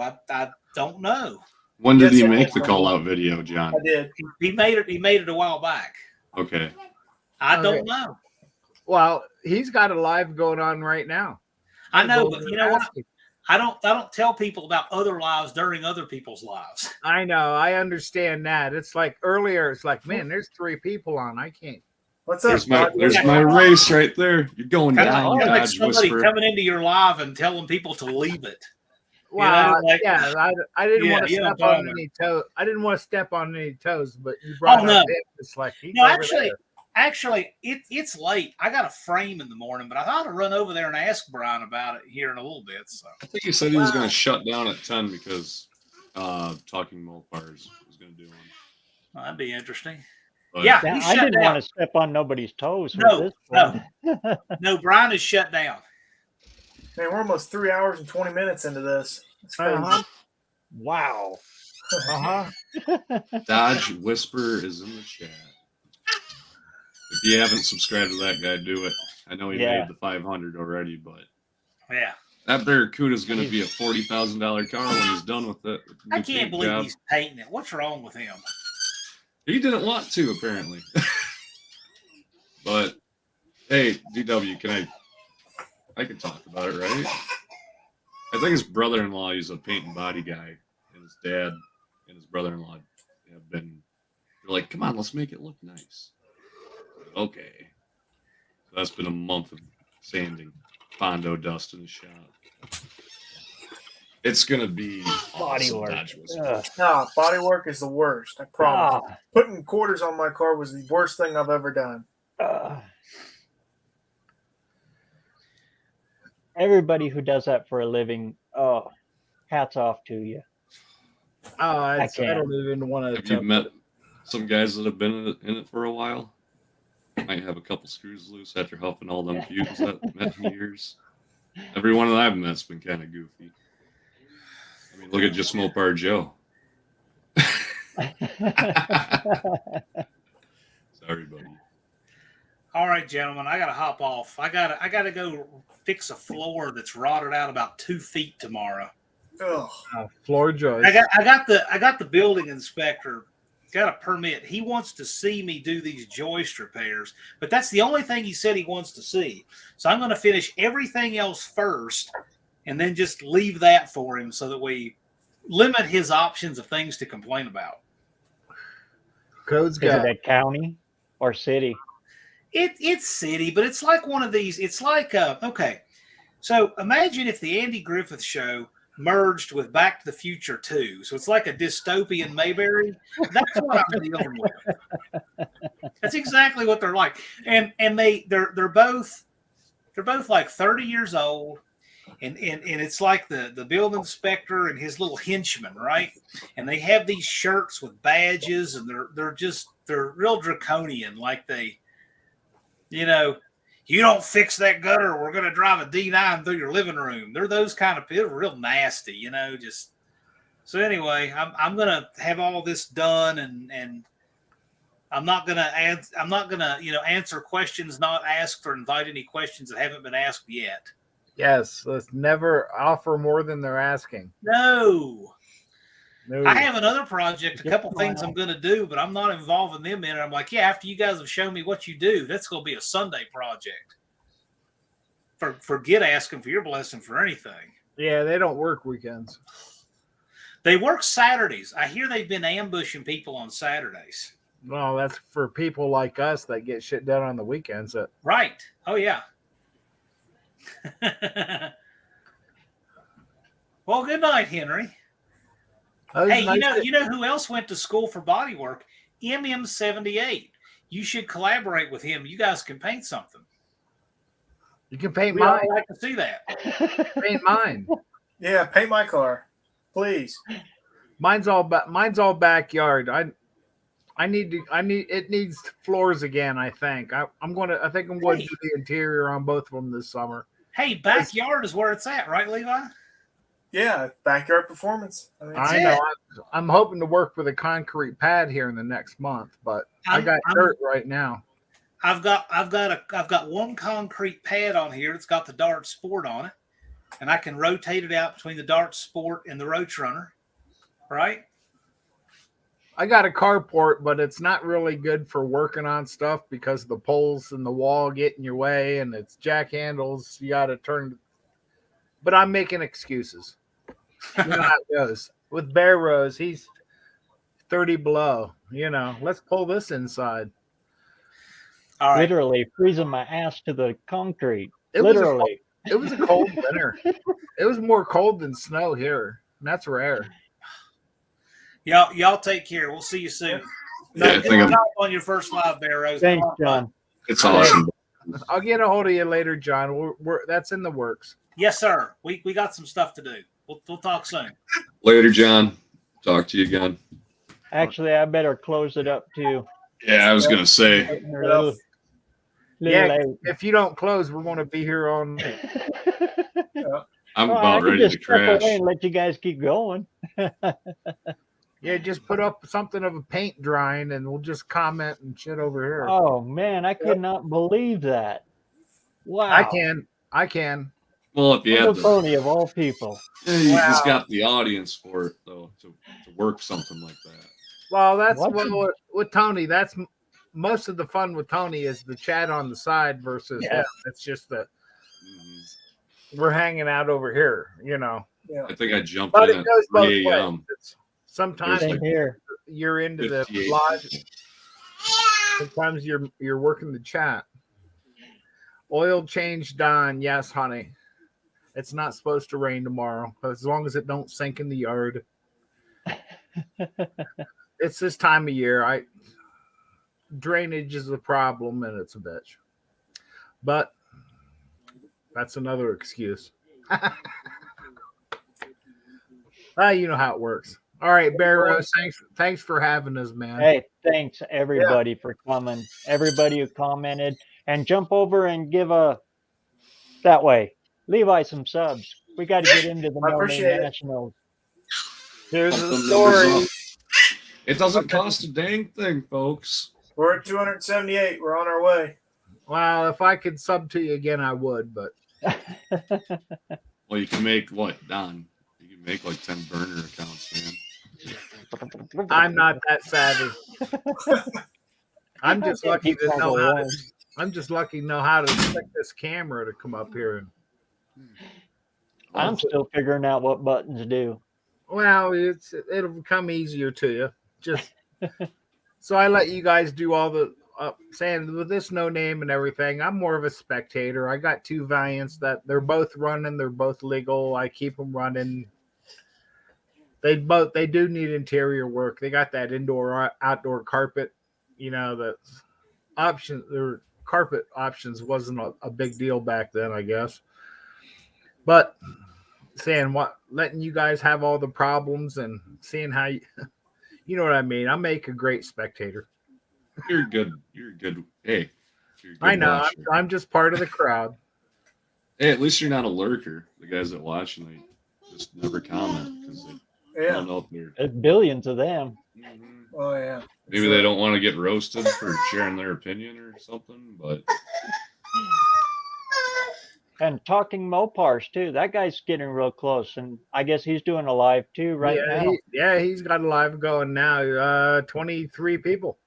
Yeah. He's got I believe 60,000 iHeart listeners or subscribers. So you'd think that'd translate over, but YouTube's kind of they'd copyright claim him all the time, posting his I own can believe stuff. that.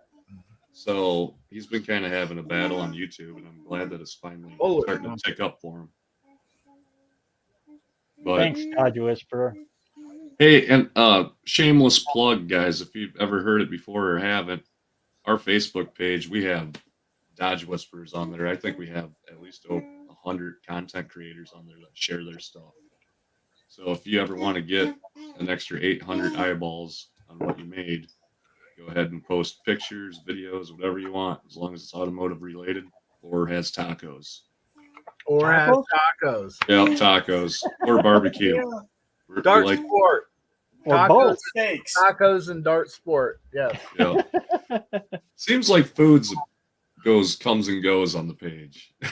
You'll have somebody Wow. barbecuing and then post a photo, and then next Yeah, thing it you see reminds is me, I got to go over and talk to Dust Devil. He's talking about bringing a barbecue setup or something for No Name. I'm going to bring some meat. he better. Big Mike is too. Well, There's gonna be plenty there to No Names in the Oh, pits. yeah. I'm bringing steak, that's for sure. Oh, nice. NSB Customs got a package of my koozies in the mail today. They work great. Couldn't wait to try them out. They keep your beer cold, huh? That's good. I can never tell if they do work or not because I drink the damn things too fast.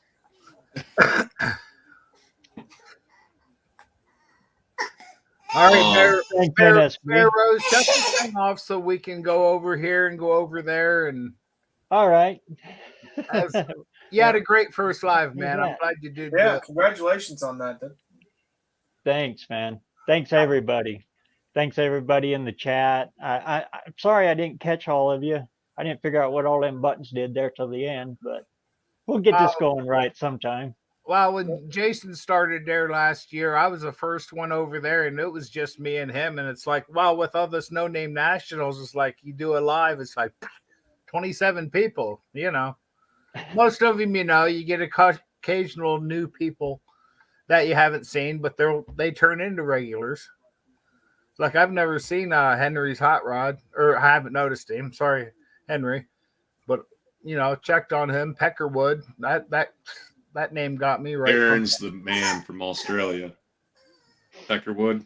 Yep. Customs. Yeah, he sent us some Vegemite. Oh, there Australia. you go. Shit's nasty.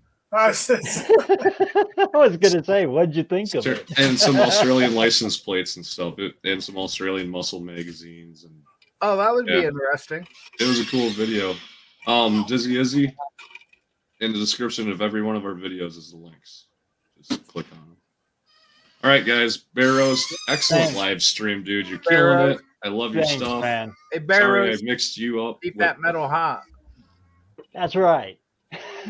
Yeah. Soak them in second, folks. See ya. All right. Thanks, everybody. Everybody out there, keep the metal hot. Keep the metal And hot. hang in there, Levi. You're getting there. We're going to We'll get get you it. there. You'll be fine. You'll be fine. And thanks, everybody. We'll catch you next Saturday.